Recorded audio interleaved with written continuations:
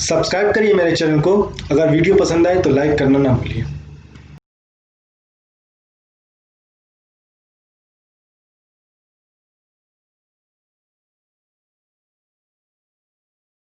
First question क्या बता रहा है, दिल्ली मेट्रो अपने परिचालन को कब से शुरू कर रही है। अभी लॉकडाउन चल रहा है तो सारे परिवहन जो है हमारे बंद पड़े हैं, बट सरकार ने यहाँ पे फैसले लिए कुछ यहाँ पे, तो ये बोल रही है कि दिल्ली मेट्रो कब से चलने वाला है।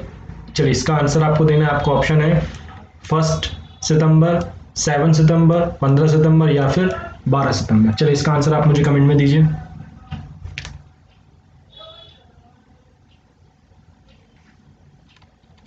चलिए इसका आंसर रहने वाला है 7 सितंबर।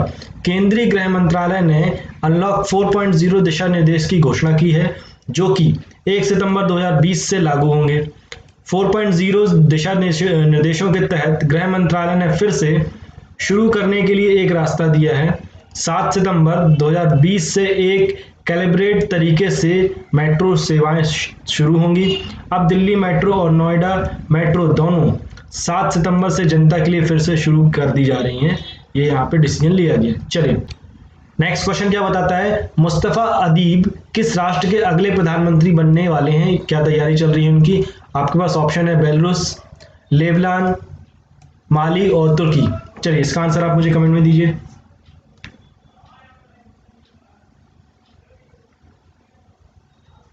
चलिए इसका आंसर रहने वाला है लेबनान। जर्मनी में लेबनान के राजदूत मुस्तफा अदीब देश के अगले प्रधानमंत्री बनने के लिए तैयार हैं। आदिब को चार वर्ष पूर्व लेबनान मुख्यमंत्रियों ने पद के लिए उनकी पसंद के रूप में नामित किया था। अभी रिसेंट में क्या हुआ था, लेबनान में एक बहुत बड़ा धमाका हुआ था, उसको लेके वहां के जो तत्कालीन प्रधानमंत्री थे उनसे इस्तीफा मांग लिया गया, उन्होंने इस्तीफा दिया, अब वहां का पद जो था वो रिक्त हो गया। तो इसके लिए मुस्तफा अदीब जो थे अगले प्रधानमंत्री के लिए अपनी तैयारी कर रहे हैं वहां पर।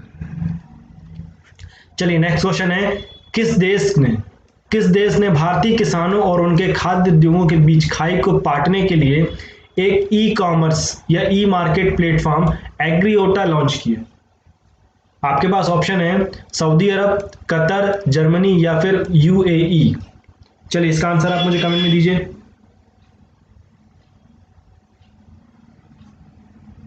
चलिए इसका आंसर रहने वाला है यूएई। संयुक्त अरब अमीरात ने भारतीय किसानों और उनके खाद्य उद्योगों के बीच अंतर को पाटने के लिए एक ई मार्केट प्लेटफॉर्म एग्रीओटा लॉन्च किया। एग्रीओटा एक नई तकनीक से चलने वाला एग्री कमोडिटी ट्रेडिंग और सोर्सिंग ई मार्केट प्लेटफॉर्म है, जो भारत में ग्रामीण किसानों को बिचौलियों को दरकिनार करने, आपूर्ति श्रृंखला का अनुकूलन करने और सभी हितधारकों के लिए मूल्य बनाने के लिए ट्रेसेबिलिटी सुनिश्चित करने की अनुमति देगा। यहाँ पे मेन काम क्या हो गया इसका कि भाई ये क्या करना चाहते हैं, जो बिचौलिया थे किसानों के बीच में और व्यापारियों के बीच में, इसको खत्म करना चाहते थे। ये डायरेक्ट किसानों को मंडी से जोड़ना चाहते थे, उनसे डायरेक्ट जोड़ना चाहते थे, उनके बीच में खाई जो थी उसको खत्म करने की इन्हें व्यवस्था की है। चलिए आगे बढ़ेंगे। नेक्स्ट क्वेश्चन है, किस देश ने 30 अगस्त 2020 को कोरोना वायरस मामलों में दुनिया का सबसे बड़ा एकल दिवसीय स्पाइक दर्ज किया। ऑप्शन है आपके पास यूएस, ब्राजील, जापान या फिर भारत। चलिए इसका आंसर आप मुझे कमेंट में दीजिए। ये रिसेंट में अभी हुआ है, इसका आपको पता होना चाहिए, न्यूज़पेपर में ट्रेंडिंग में था, ये न्यूज़पेपर चल रहा था। चलिए इसका आंसर है भारत ने एक रिकॉर्ड भी दर्ज कर लिया हुई है। 30 अगस्त 2020 को 80,092 ताजा COVID मतलब कोविड-19 मामलों की रिपोर्टिंग करके कोरोना वायरस मामलों में दुनिया की सबसे अधिक एकल दिवसीय स्पाइक के लिए एक रिकॉर्ड बनाया। एक दिन में सबसे ज्यादा 80,000 मरीज यहाँ पे या पॉजिटिव मरीज जो थे, आंकड़े हमको यहाँ मिले थे। भारत 80,000 का आंकड़ा पार करने वाला दुनिया का पहला देश बन गया। कोविड-19 महामारी के प्रकोप के बाद सिंगल डे केस वृद्धि हुई, यहां तक कि संयुक्त राज्य अमेरिका भी इससे पीछे है।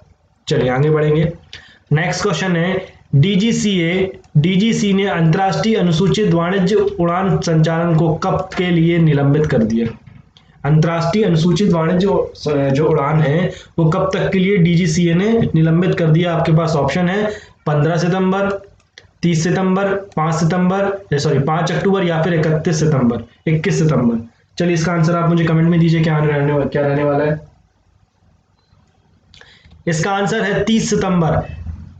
चलिए डिटेल तक जान लेते हैं। अंतर्राष्ट्रीय अनुसूचित वाणिज्य उड़ान संचालन 30 सितंबर 2020 तक नागरिक उड्डयन महानिदेशक डीजीसीए का फुल फॉर्म भी हमको यहाँ पे मिल गया कि नवीनतम आदेश के अनुसार निलंबित कर दिए गए थे। चलिए यहाँ पे डीजीसीए का हमको एक फुल फॉर्म भी मिल गया। यहाँ पे दो चीज मिल गई हमको यहाँ पे कि 30 सितंबर तक रद्द कर दिया गया है, मतलब 30 सितंबर तक निलंबित रहेंगी सारी उड़ानें अंतर्राष्ट्रीय, और साथ ही साथ में हमको क्या मिल गया यहाँ पे डीजीसीए का फुल फॉर्म भी मिल गया, नागरिक उड्डयन महानिदेशक। चलिए आगे बढ़ेंगे। प्रधानमंत्री नरेंद्र मोदी के अनुसार किस महीने को पोषण माह के रूप में मनाया जाएगा? ऑप्शन है आपके पास अक्टूबर, दिसंबर, सितंबर या फिर नवंबर। चलिए इसका आंसर आप मुझे कमेंट में दीजिए। प्रधानमंत्री जी ने मन की बात में ये बात बोली थी, तो ये आपको पता रहना चाहिए। जो भी प्रधानमंत्री की मन की बात सुनते हैं, मानते हैं, या फिर एफएम रेडियो में जो आता है या टीवी में आता है वो सुनते हैं, उनको ये पता रहेगा और सबको पता रहना चाहिए। चलिए आंसर क्या है? इसका आंसर है 30 अगस्त। 30 अगस्त को, मतलब अगस्त का महीना जो है, इसके लिए सितंबर का जो महीना है वो पोषण माह के लिए इन्होंने सुनिश्चित किया था। और ये कब प्रसारित हुआ? 30 अगस्त 2020 को प्रधानमंत्री नरेंद्र मोदी ने घोषणा की कि अब से सितंबर को पोषण माह के रूप में मनाया जाएगा।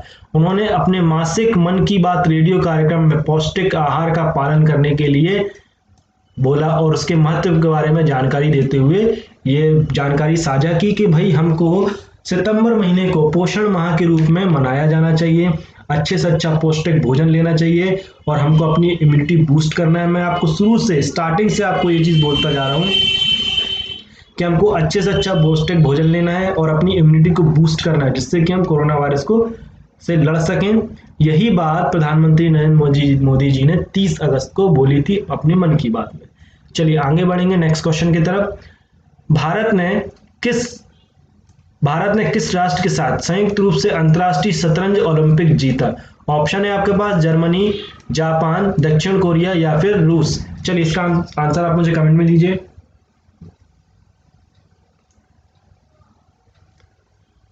चलिए इसका आंसर रहने वाला है रूस रहने वाला है इसका आंसर। चलिए इसके बारे में कुछ डिटेल जान लेते हैं। भारत और रूस की घोषणा, मतलब दोनों की बात करें यहाँ पे, 30 अगस्त 2020 को की गई थी, क्योंकि फिडे क्या है? अंतर्राष्ट्रीय शतरंज संघ है। शतरंज ओलंपिक के संयुक्त विजेता के रूप में दिव्या देशमुख और निहार सरीन ने दूसरे दौर में अपने खेल से कनेक्शन खो दिया था और उन्हें मजबूरी में ये होना पड़ा, उन्होंने अपना कनेक्शन छोड़ दिया था, इसलिए संयुक्त रूप से भारत और रूस को यहाँ पर विजेता घोषित कर दिया गया। चलिए आगे बढ़ेंगे। क्या बता रहा है? हॉलीवुड स्टार चैडविक बोसमैन का 28 अगस्त को कोलन कैंसर की से लंबी लड़ाई के बाद निधन हो गया। उन्हें अपने काम के लिए जाना जाता था, जिन्होंने निम्नलिखित फिल्मों में से एक थी। कौन सी आपको बताना है यहाँ पे? ऑप्शन है black panther, doctor stress, Spiderman या फिर एंटमैन। आपको बताना है चैडविक बोसमैन के बारे में बताना है, ये कौन थे, इनकी प्रख्यात फिल्म कौन सी थी। ऑप्शन आपके पास लिखे हुए हैं। चलिए इसका आंसर आप मुझे कमेंट में दीजिए। चलिए इसका आंसर रहने वाला है black panther. Hollywood star Chadwick Boseman, जो कि ब्लैक पैंथर में अपने काम के लिए जाने जाते थे, 28 अगस्त 2020 को कोलन कैंसर के साथ 4 साल की लंबी लड़ाई के बाद इनका निधन हो गया। वो 43 वर्ष के थे। चलिए आगे बढ़ेंगे। नेक्स्ट क्वेश्चन है, पहली किसान रेल निम्न में से किन 2 शहरों के बीच चलाई जानी है? चलिए ये क्वेश्चन जो था ये न्यूज़पेपर में ट्रेंडिंग में भी था, आपको ये चीज पता रहनी चाहिए। चलिए क्या आने वाला है? इसका लगातार न्यूज़पेपर में एडवर्टीजमेंट भी आ रहा था प्रधानमंत्री नरेंद्र मोदी जी की फोटो के साथ में, तो आपको इसके बारे में पता रहना ही चाहिए। क्या बोल रहा है? पहली किसान रेल निम्न में से किन 2 शहरों के बीच चलनी है? ऑप्शन है आपका देवलानी से दानापुर, कोल्हापुर से पटना, जयपुर से हाजीपुर या फिर कोलकाता से जमशेदपुर। चलिए आंसर बताइए इसका कमेंट में, मैं वेट कर रहा हूँ। चलिए देख लेते हैं इसका आंसर क्या रहने वाला है। इसका आंसर है देवलानी से दानापुर। किसानों को राहत देने के लिए भारतीय रेलवे ने एक नई ट्रेन की शुरुआत की। किसान रेल पूरी पार्सल ट्रेन होगी। ये पूरी तरह से एक पार्सल ट्रेन होगी जिसमें किसानों का अनाज, फल, सब्जियां आदि लाने एवं ले जाने के लिए उपयोग किया जाएगा। अब तक फल, सब्जी आदि एक जगह से दूसरी जगह सड़क से ही जाते थे और ट्रकों में ही जाया करते थे। इसमें जरूरत से ज्यादा वक्त लग जाता था। किसान रेल नासिक से देवलानी से बिहार के दानापुर तक चलने वाली है। तो ये कहां से कहां तक चलेगी? नासिक से देवलानी और बिहार के दानापुर तक ये चलने वाली है ट्रेन। इसमें सिर्फ क्या जाने वाला है? इसमें फल, सब्जी, अनाज, ये सारी चीजें जाने वाली हैं। ये पूरी तरह से पार्सल ट्रेन रहेगी। चलिए आगे बढ़ेंगे। नेक्स्ट क्वेश्चन क्या बोल रहा है? जम्मू कश्मीर के किस उपराज्यपाल को हाल ही में भारत का नया नियंत्रक एवं महालेखा परीक्षक CAG जिसको कैग बोलते हैं, नियुक्त किया गया? ऑप्शन है आपके पास गिरीश चंद्र सक्सेना, गिरीश चंद्र मुर्मू, निवास कुमार सिन्हा या फिर नरेंद्र नाथ वोहरा। चलिए इसका आंसर आप कमेंट में दीजिए मुझे, क्या रहने वाला है। नया कैग कौन नियुक्त किया गया? यहाँ पे एक हिंट भी दे दिया है कि जम्मू कश्मीर के पूर्व राज्यपाल रहे हैं ये। चलिए इसका आंसर आप कमेंट में दीजिए। चलिए इसका आंसर रहने वाला है गिरीश चंद्र मुर्मू। जम्मू कश्मीर के पूर्व उपराज्यपाल गिरीश चंद्र मुर्मू को भारत का नया कैग, इसको बोलते हैं नियंत्रक एवं महालेखा परीक्षक, CAG नियुक्त किया गया। IAS अधिकारी गिरीश चंद्र मुर्मू को राजीव महर्षि की जगह CAG बनाया गया। चलिए यहाँ पे हमको एक और जानकारी क्या मिल गई कि पूर्व कैग कौन थे हमारे? राजीव महर्षि जी थे। इनकी जगह पे गिरीश चंद्र मुर्मू को बनाया गया। गिरीश चंद्र मुर्मू ने 30 अक्टूबर 2019 को जम्मू कश्मीर के पहले उपराज्यपाल के रूप में कार्यभार संभाला था। गिरीश चंद्र मुर्मू 1985 बैच के गुजरात कैडर के IAS भी हैं। चलिए यहाँ पे हमको 3-4 चीजें मिल गई। क्या मिल गई? नंबर 1 चीज कि गिरीश चंद्र मुर्मू जी को हमने महालेखा परीक्षक या CAG बोलेंगे, इसको नियुक्त किया। इसके पहले कौन थे कैग? हमारे राजीव महर्षि जी थे। और गिरीश चंद्र मुर्मू जो थे 31 अक्टूबर 2019 को जम्मू कश्मीर के पहले उपराज्यपाल नियुक्त किए गए थे। ध्यान रखिएगा, इसके पहले यहाँ पर जब हमारा जो धारा 370 अलग करी गई है, उसके बाद सबसे पहले उपराज्यपाल कौन थे, ये एक जनरल नॉलेज ये भी बनता है। तो गिरीश चंद्र मुर्मू जी थे। चलिए आगे बात करेंगे नेक्स्ट क्वेश्चन की तरफ। भारतीय रिजर्व बैंक RBI की मौद्रिक नीति समिति ने रेपो दर कितने प्रतिशत बनाए रखने के लिए सर्वसम्मति से फैसला लिया? ऑप्शन है आपके पास 3%, 5%, 2% या फिर 4%। रिवर्स रेपो रेट की बात कर रहे हैं यहाँ पे, रेपो रेट की बात कर रहे हैं यहाँ पे। रेपो रेट कितना रहने वाला है? चलिए इसका आंसर आप कमेंट में दीजिए मुझे।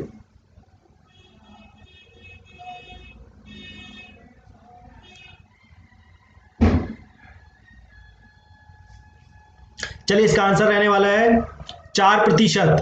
भारतीय रिजर्व बैंक RBI के गवर्नर शशिकांत दास ने कहा कि बैंक की मौद्रिक नीति समिति ने सर्वसम्मति से रेपो दर 4% बनाए रखने का फैसला किया। उन्होंने कहा कि विकास को बनाए रखने के और कोविड-19 के प्रभाव को कम करने के लिए बैंक मौद्रिक नीति में फेरबदल जारी रखेगा। मौद्रिक समिति की 3 दिवसीय बैठक के समापन सत्र को संबोधित करते हुए उन्होंने कहा कि मार्जिनल स्टैंडिंग फैसिलिटीज दर और बैंक दर 4.24% पर बनी रहेगी। 4.42 मतलब कितना हो गया? 4.4245% पर बनी रहेगी हमारी। चलिए आगे बढ़ेंगे नेक्स्ट की तरफ। नेक्स्ट क्वेश्चन क्या है हमारा? हाल ही में किस राज्य सरकार ने तेंदुपत्ता संग्रहक सामाजिक सुरक्षा योजना की शुरुआत की? ऑप्शन है आपके पास बिहार, झारखंड, छत्तीसगढ़ या फिर पंजाब। चलिए इसका आंसर आप कमेंट में दीजिए मुझे।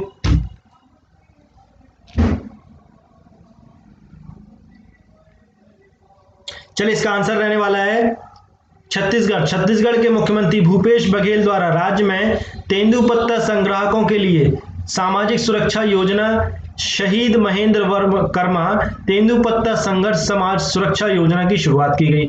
तो यहाँ पे योजना का नाम क्या हो गया हमारा? शहीद महेंद्र कर्मा तेंदुपत्ता संघर्ष समाज सुरक्षा योजना। इसकी शुरुआत की इन्होंने। तेंदू के पत्ते से बीड़ी बनाने का इस्तेमाल किया जाता है, होने के कारण राज्य के वनवासियों द्वारा एकत्र की जाती है। तो यहाँ पे हमको एक काम की चीज क्या मिल गई भाई, तेंदू के पत्ते से बीड़ी बनती है और इसको कौन इकट्ठा करता है, वहां के राज्य के वनवासी करते हैं और जिन्हें बाद में राज्य सरकार द्वारा खरीदा जाता है। कांग्रेस नेता महेंद्र कर्मा के नाम पर तैयार की गई इस योजना को उद्घाटन उनकी जयंती के अवसर पर किया गया था। चलिए, तो यहाँ पे एक और चीज क्या मिल गई, कांग्रेस नेता महेंद्र कर्मा की जयंती पर इसका उद्घाटन किया गया था। यहाँ पे मेन काम क्या था इस योजना का कि जो वहाँ के जो वनवासी हैं वो तेंदू पत्ता इकट्ठा करते हैं और उसको सरकार को देते हैं, जिससे सरकार फिर आगे उसको बीड़ी बनाने में इसका यूज करती है। चलिए आगे बढ़ेंगे। सार्वजनिक क्षेत्र के किस बैंक ने लघु अवधि की कोरोना कवच बीमा पॉलिसी की बिक्री के लिए 3 बीमा कंपनियों से समझौता किया है? चलिए, ऑप्शन है आपके पास कैनरा बैंक, देना बैंक, पंजाब नेशनल बैंक या फिर एसबीआई, भारतीय स्टेट बैंक। क्या बोल रहा है, किस क्षेत्र के सार्वजनिक क्षेत्र के बैंक ने लघु अवधि की कोरोना कवच बीमा पॉलिसी के लिए 3 बीमा कंपनियों से समझौता किया? चलिए, ऑप्शन आपके पास दिए लिखे हुए हैं, आंसर आप मुझे कमेंट में दीजिए क्या रहने वाला है इसका आंसर।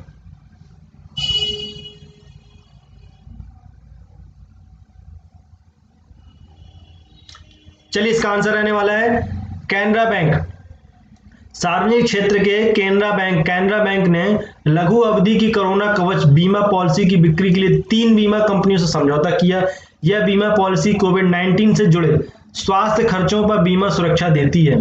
कैनरा बैंक के अनुसार उसने new India insurance company limited, Bajaj alliance general insurance company limited और एचडीएफसी एग्रो हेल्थ इंश्योरेंस के साथ समझौता किया। 3 कौन कौन सी हो गई हमारे यहाँ पे, new India insurance company, Bajaj alliance general insurance company और तीसरी एचडीएफसी एग्रो हेल्थ इंश्योरेंस के साथ में 3 बीमा कंपनियों के साथ में इन्होंने साझा समझौता किया। चलिए आगे बढ़ेंगे। नेक्स्ट क्वेश्चन है, दिल्ली के किस मशहूर लेखिका एवं समाजकर्ता का 63 वर्ष की आयु में निधन हो गया था? ऑप्शन है आपके पास प्रभात खेतान, महाश्वेता देवी, महिमा कुकरेजा या फिर सादिया दहलवी। चलिए, इसका आंसर आप मुझे कमेंट में दीजिए।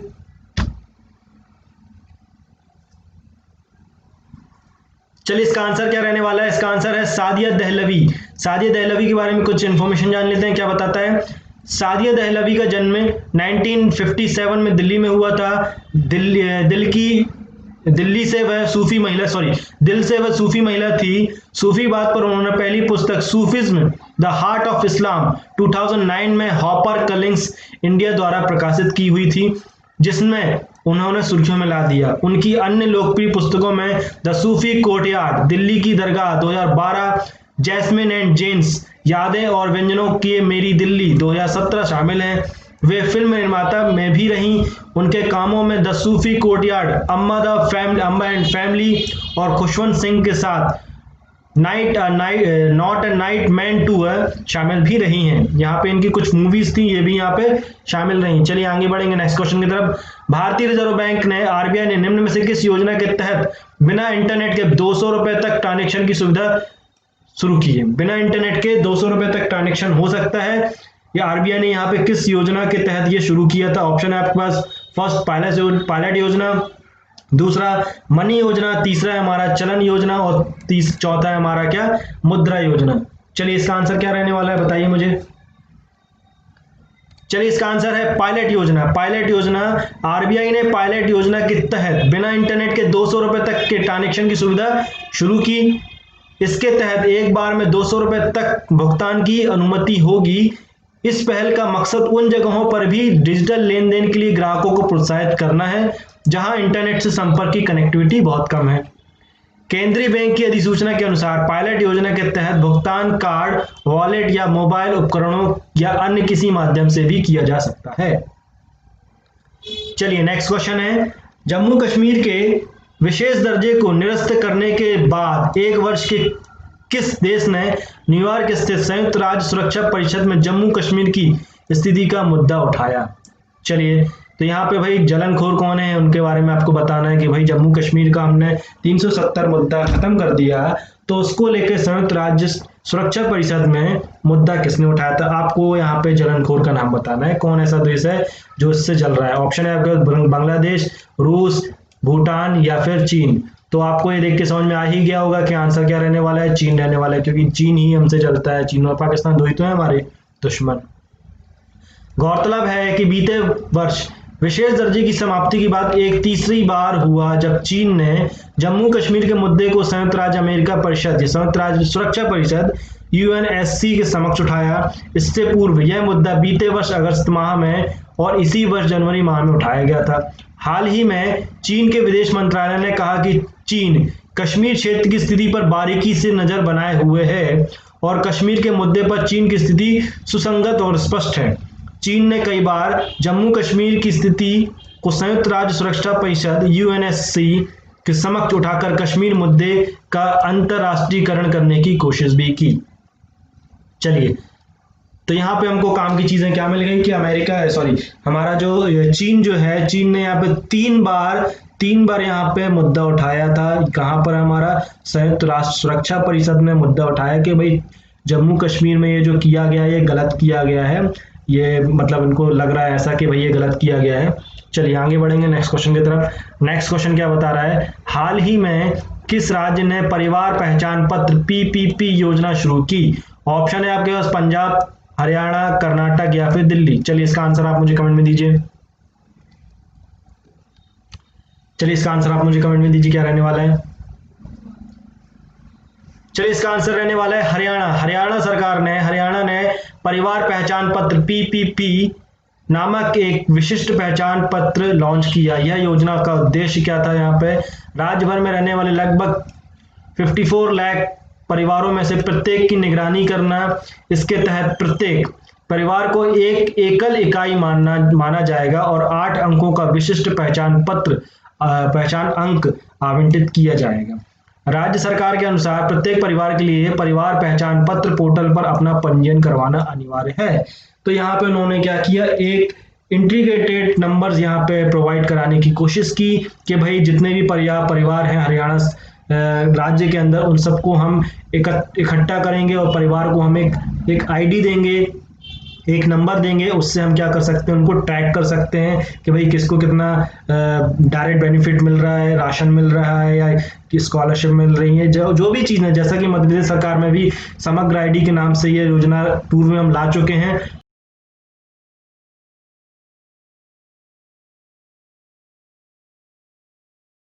तो चलिए दोस्तों, आज से हम एक नई चीज चालू कर रहे हैं, नया कॉन्सेप्ट चालू करेंगे।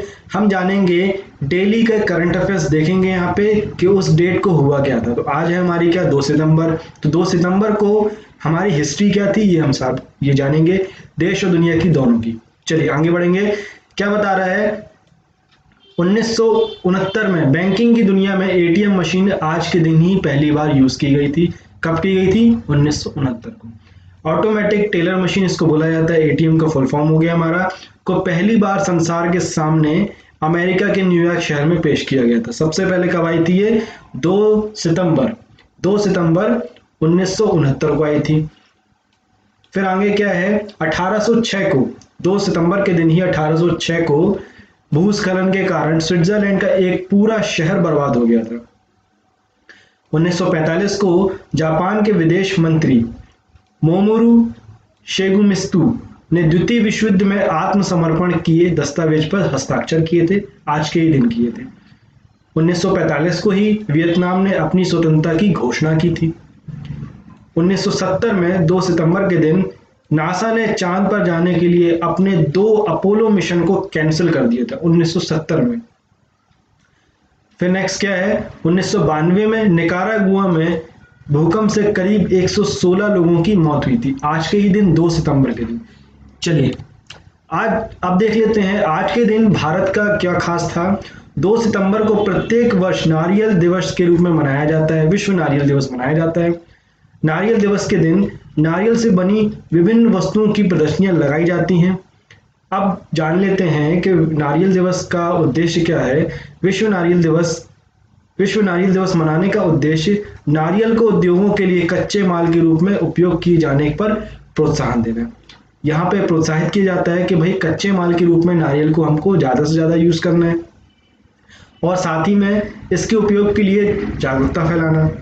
नारियल का वैज्ञानिक नाम कोकस न्यूसीफेरा है और ये पाम फैमिली से संबंध रखता है। पाम फैमिली से मतलब क्या, बेर कहलाता है ये, जैसे कि हमारी चेरी, आलू बुखारा, बेरी, ये सारे जो होते हैं ये किस में आते हैं, पाम फैमिली के अंतर्गत ही आते हैं। खजूर, ये सारे पाम फैमिली के अंतर्गत आते हैं। तो नारियल जो है ये भी इसी फैमिली के संबंध में आता है। इसका साइंटिफिक नेम क्या है हमारा, कोकस न्यूसीफेरा।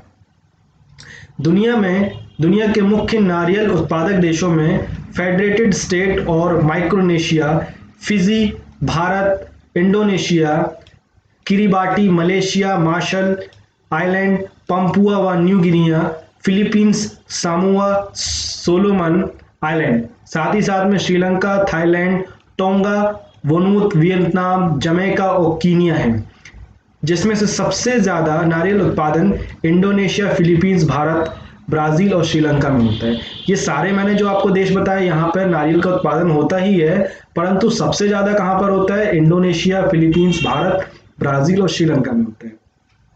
अब भारत के अंदर की बात कर लेते हैं।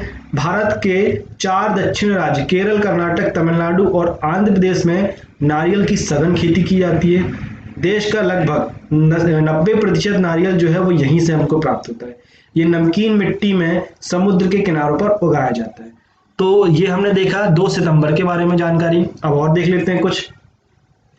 2 सितंबर के दिन 1573 में अकबर ने गुजरात पर फतह की थी। और इसी के साथ में एक और बहुत इंपॉर्टेंट चीज हमको यहाँ पे है, 1947 में जवाहरलाल नेहरू ने उपसभापति में अंतरिम भारत सरकार का गठन हुआ था। आज के ही दिन अंतरिम भारत सरकार का गठन हुआ था 2 सितंबर 1946। तो ये हमारे भारतीय इतिहास के लिए भी एक बहुत इंपॉर्टेंट दिन है। 2 सितंबर 1946 को हमारी भारत सरकार का, पहली भारत सरकार जो बनी थी, आजादी के बाद की बात हो रही है। तो ये 1947 में हमारा देश आजाद हुआ था, परंतु उसके पहले एक अंतरिम सरकार का गठन किया गया था। वो कब हुई थी, हमारी 2 सितंबर को हुई थी। जिसका काम क्या था, जिसका काम ये था संविधान को बनाना और जो भी हमारा जो मतलब आजादी होने वाली थी उसको लेके जो भी हमारा प्रोसीजर था वो परफॉर्म करना। फिर क्या बोल रहा है, 1956 में हैदराबाद से 100 किलोमीटर दूर जलचेराला और महबूब नगर के बीच पुल ढहने से 125 लोगों की मौत हो गई थी। आज के ये दिन 1970 में कन्याकुमारी में विवेकानंद स्मारक का उद्घाटन हुआ था। ये बहुत इंपॉर्टेंट है। कन्याकुमारी में विवेकानंद का स्मारक बना हुआ है, बहुत ही अच्छा और बहुत ही सुंदर बना हुआ है। तो ये कब हुआ था इसका उद्घाटन, 1970 में हुआ था। 1999 में भारतीय तैराक बुला चौधरी इंग्लिश चैनल 2 बार पार करने वाली प्रथम एशियाई महिला भी बनी थी। प्रथम एशियाई महिला जो कि इंग्लिश चैनल को 2 बार पार किया था। कब किया था, 1999 में, 1999 में किया था। फिर इसके बाद देख लेते हैं 2009 को आंध्र प्रदेश के मुख्यमंत्री YS रेड्डी को ले जा रहे हेलीकॉप्टर उड़ान भरने के बाद लापता हो गया था। 2009 को लापता हो गया था, अपने मार्ग से कहीं चला गया था। इसके बारे में आज तक नहीं पता चल पाया है YS रेड्डी। चलिए अब वापस आ जाते हैं हम करंट अफेयर्स की तरफ। तो पहला क्वेश्चन क्या बता रहा है हमारा, किस राज्य सरकार ने हाल ही में पूर्व मंत्री चेतन चौहान के नाम पर रोड का नाम रखने की घोषणा की थी। ऑप्शन है आपके पास उत्तर प्रदेश, बिहार, पंजाब या फिर डी राजस्थान। चलिए इसका आंसर आप मुझे कमेंट में दीजिए क्या रहने वाला है।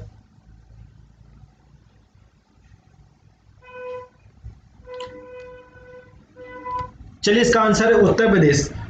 अब इसके बारे में कुछ इंफॉर्मेशन जान लेते हैं। उत्तर प्रदेश सरकार ने हाल ही में पूर्व मंत्री चेतन चौहान के नाम पर रोड का नाम रखने की घोषणा की। इन्होंने, चेतन चौहान भारत के ओपनर बल्लेबाज रहे।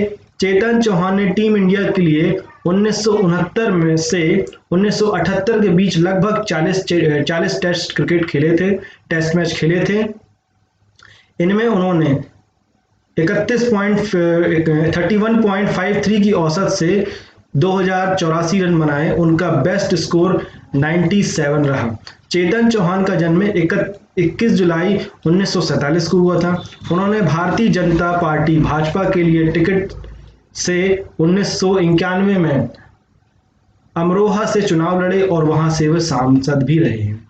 तो यहाँ पे हमारी काम की चीज क्या मिल गई हमको, यहाँ पर हमको ये काम की चीज मिल गई कि भाई नंबर 1 चीज ये कि मुख्यमंत्री आदित्यनाथ जी ने, मतलब जो वहाँ के मुख्यमंत्री हैं उत्तर प्रदेश के, उन्होंने क्या किया, पूर्व मंत्री चेतन चौहान के नाम पर रोड का नाम रखने की घोषणा की। चलिए ठीक है। और यहाँ पे हमको क्या चीज़ें मिल गई यहाँ पे कि 1948 तक ये क्रिकेट खेले थे, 40 क्रिकेट टेस्ट मैच खेल चुके थे, और इसके साथ ही ये अमरोह से चुनाव लड़े थे और वहां से सांसद भी रहे थे। कब? 1991 में, 1991 में। चलिए नेक्स्ट क्वेश्चन देखेंगे क्या बता रहे हैं। हॉलीवुड के निम्न में से किस प्रसिद्ध अभिनेता का 43 वर्ष की उम्र में कैंसर के कारण निधन हो गया? ऑप्शन है आपके पास Robert De Niro, Chris Hemsworth, Chadwick Boseman या फिर एंड्रयू जैक। चलिए इसका आंसर आप मुझे कमेंट में दीजिए, क्या रहने वाला है इसका आंसर।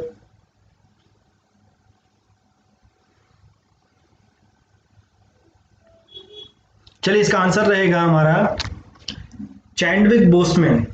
Chadwick Boseman. अब इसके बारे में कुछ इंफॉर्मेशन और जान लेते हैं क्या है यहाँ पे। हॉलीवुड के सुपरहिट फिल्म ब्लैक पैंथर के अभिनेता चैडविक बोसमैन का हाल ही में निधन हो गया। वे 43 वर्ष के थे। अभिनेता कैंसर से ग्रसित थे और लंबे समय से उनका इलाज चल रहा था। चैडविक बोसमैन ने मार्वल की super hero movie black panther में किंग टिलाचा और लीड कैरेक्टर ब्लैक पैंथर किरदार भी निभाया था। इन्होंने गेट इट अप, 42, मार्शल जैसी फिल्मों में प्रशंसकों में अपनी अमिट छाप छोड़ी थी। बहुत अच्छे एक्टर थे ये बहुत जल्दी चले गए 43 वर्ष की उम्र में। और इनकी सुपरहिट फिल्म कौन सी थी? हमारी ब्लैक पैंथर।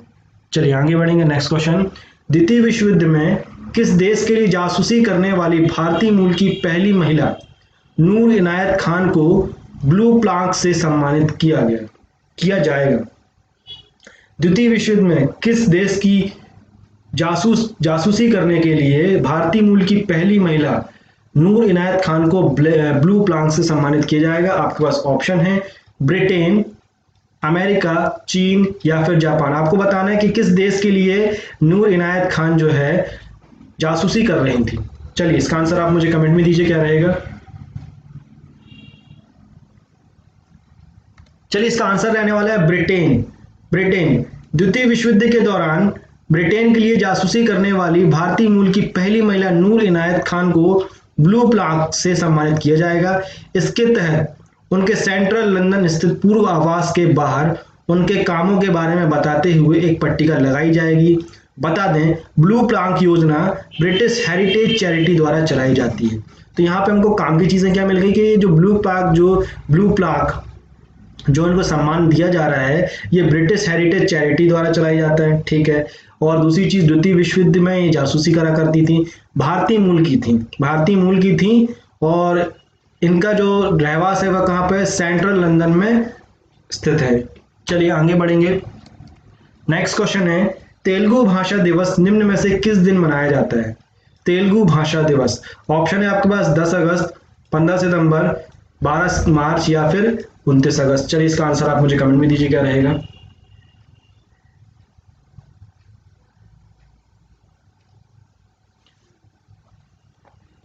चलिए इसका आंसर है 29 अगस्त। हर साल 29 अगस्त को तेलुगु भाषा दिवस मनाया जाता है। बता दें कि भारत के आंध्र प्रदेश और तेलंगाना राज्यों में मुख्य भाषा और राजभाषा तेलुगु है। यह द्रविड़ भाषा परिवार के अंतर्गत आती है। यह भाषा आंध्र प्रदेश और तेलंगाना के अलावा तमिलनाडु, कर्नाटक, उड़ीसा आदि राज्यों में भी बोली जाती है। तो यहाँ पे हमको 2-3 क्वेश्चन बन गए। नंबर 1 चीज तो ये कि तेलुगु भाषा दिवस कब मनाया जाता है? 29 अगस्त को मनाया जाता है। चलिए ठीक है। दूसरा क्या हो गया हमारा कि ये भारत के आंध्र प्रदेश और तेलंगाना राज्यों की राजभाषा भी है। चलिए ठीक है, ये भी हमारा काम का हो गया। और इसी के साथ में एक और चीज मिल गई, द्रविड़ भाषा के परिवार से है ये। अब यहाँ पे द्रविड़ भाषा बहुत सी हैं, यहाँ पे तमिल, तेलुगु, कन्नड़, ये सारी जो है हमारी द्रविड़ भाषा के अंतर्गत आती है। और भी भाषाएं हैं तो ये उन भाषा के अंतर्गत आता है। और साथ ही साथ में तेलुगु जो है और कहाँ कहाँ बोली जाती है? तमिलनाडु, कर्नाटक, उड़ीसा आदि राज्यों में भी वे बोली जाती है, आंध्र प्रदेश और तेलंगाना के अलावा। चलिए नेक्स्ट क्वेश्चन देखेंगे क्या बता रहे हैं। भारत और किस देश ने वीडियो कॉन्फ्रेंसिंग के माध्यम से 14वीं रक्षा नीति वार्ता का आयोजन किया? 14वीं रक्षा नीति का आयोजन किया भारत और किस देश ने वीडियो कॉन्फ्रेंसिंग से? आपके पास ऑप्शन है ए नेपाल, बी चीन, सी सिंगापुर या फिर डी रूस। चलिए इसका आंसर आप मुझे कमेंट में दीजिए, क्या रहेगा। चलिए इसका आंसर रहने वाला है सिंगापुर। इसके बारे में कुछ इन्फॉर्मेशन और जान लेते हैं। भारत और सिंगापुर ने वीडियो कॉन्फ्रेंसिंग के माध्यम से 14वीं रक्षा नीति वार्ता आयोजित की है। सम्मेलन की अध्यक्षता रक्षा सचिव डॉक्टर अजय कुमार और उनके सिंगापुर में समकक्ष चेन हेंग के द्वारा की गई। तो यहाँ पे हमको काम की चीजें क्या मिलेगी। नंबर एक चीज ये कि भारतीय रक्षा सचिव कौन है, डॉक्टर अजय कुमार, और इसी के साथ में एक और चीज क्या मिल गई हमको, सिंगापुर के साथ हो रही ना हमारी, सिंगापुर के साथ यहाँ पे हो रही। तो सिंगापुर में इसी पद के समकक्ष कौन है यहाँ पे, चेन हेंग द्वारा की गई थी। इस वार्ता का उद्देश्य दोनों देशों के बीच आपसी रक्षा सहयोग के साथ ही साथ रणनीति मुद्दों एवं भू राजनीतिक घटनाक्रम पर चर्चा करने के लिए एक नियमित मंच प्रदान करना है। इस बैठक में आतंकवाद का मुकाबला करने और एक दूसरे की नौसेना की सुविधा और रसद सहायता प्रदान करने की चर्चा हुई थी। दोनों की यहाँ पे सहायता प्रदान करना और साथ ही साथ में नौसेना की जो भी सुविधाएं हैं उन सभी को सहायता प्रदान करने के ऊपर चर्चा की गई कि हम सबको मिलकर आतंकवाद के खिलाफ लड़ना है और उससे मुकाबला करना है। चलिए नेक्स्ट क्वेश्चन देखेंगे क्या बता रहा है। किस व्यापार में संयुक्त राष्ट्र के सतत विकास लक्ष्यों के संदर्भ में पहला अंतर्राष्ट्रीय महिला व्यापार केंद्र स्थापित किया गया। ऑप्शन है आपके पास पंजाब, केरल, तमिलनाडु या फिर दिल्ली। चलिए इसका आंसर आप मुझे कमेंट में दीजिए। अगर आपने अभी तक मेरे चैनल को सब्सक्राइब नहीं किया है तो प्लीज इसे सब्सक्राइब कर लीजिए और बेल आइकन को क्लिक करिए, जिससे आपको आने वाले वीडियो का नोटिफिकेशन आपको लगातार मिलता रहे और आपको इन्फॉर्मेशन मिलती रहे डेली के करंट अफेयर्स की। और अगर आपको मेरा वीडियो पसंद आ रहा है तो प्लीज लाइक करें और कमेंट करके जरूर बताएं आप आंसर, अगर आपको आंसर आता है तो आप आंसर जरूर बताएं। तो चलिए इसका आंसर क्या रहने वाला है। इसका आंसर रहने वाला है हमारा केरल। अब इसके बारे में कुछ इंफॉर्मेशन और जान लेते हैं। केरल में संयुक्त राज्य के सतत विकास लक्ष्यों के संदर्भ में पहला अंतर्राष्ट्रीय महिला व्यापार केंद्र स्थापित किया जाएगा। काम की चीज क्या मिल गई हमको यहाँ पे, पहला अंतर्राष्ट्रीय महिला व्यापार केंद्र स्थापित कहाँ पे होगा, हमारा केरल में होगा। यह भारत में अपनी तरह का पहला एक केंद्र होगा। यह केंद्र महिला उद्यमिता को गति देगा। चलिए ठीक है, यह व्यवसाय शुरू करने के एवं विस्तार करने और वैश्विक स्तर पर अपने उत्पादों को मार्केट में लाने के लिए घर से दूर एक सुरक्षित स्थान प्रदान करेगा। महिला व्यापार केंद्र महिला उद्यमियों को अंतर्राष्ट्रीय व्यापार में भाग लेने, प्रतिस्पर्धा करने और अधिक आर्थिक लाभ प्रदान करने में भी सक्षम बनाएगा। तो यहाँ पे हमको सारी चीजें हमने यहाँ पे देख ली कि ये जो हमारा अंतर्राष्ट्रीय महिला व्यापार केंद्र बन रहा है, कहाँ बन रहा है, केरल में बन रहा है। इसका मेन मोटो क्या है कि भाई महिलाओं को आगे बढ़ाना और महिलाओं को व्यवसाय के लिए तैयार करना, अंतर्राष्ट्रीय मार्केट में, अंतर्राष्ट्रीय व्यापार में पार्ट करने के लिए उनको आगे बढ़ाना, प्रतिस्पर्धा में, कंपटीशन में आगे लेके आना और अधिक से अधिक आर्थिक लाभ लाने में सक्षम बनाना। चलिए आगे बढ़ेंगे नेक्स्ट क्वेश्चन की तरफ। क्या बता रहा है, निम्न में से किस देश ने रूस में अगले महीने होने वाली साझा सैन्य अभ्यास काउकाज 2020 से खुद को अलग कर लिया है। क्या है क्वेश्चन, कौन से देश ने रूस में अगले महीने होने वाली कंबाइंड सैन्य अभ्यास, साझा सैन्य अभ्यास जिसका नाम है काउकाज 2020 से खुद को अलग कर लिया। ऑप्शन है आपके पास भारत, नेपाल, जापान या फिर पाकिस्तान। चलिए इसका आंसर आप मुझे कमेंट में दीजिए, मैं वेट कर रहा हूं।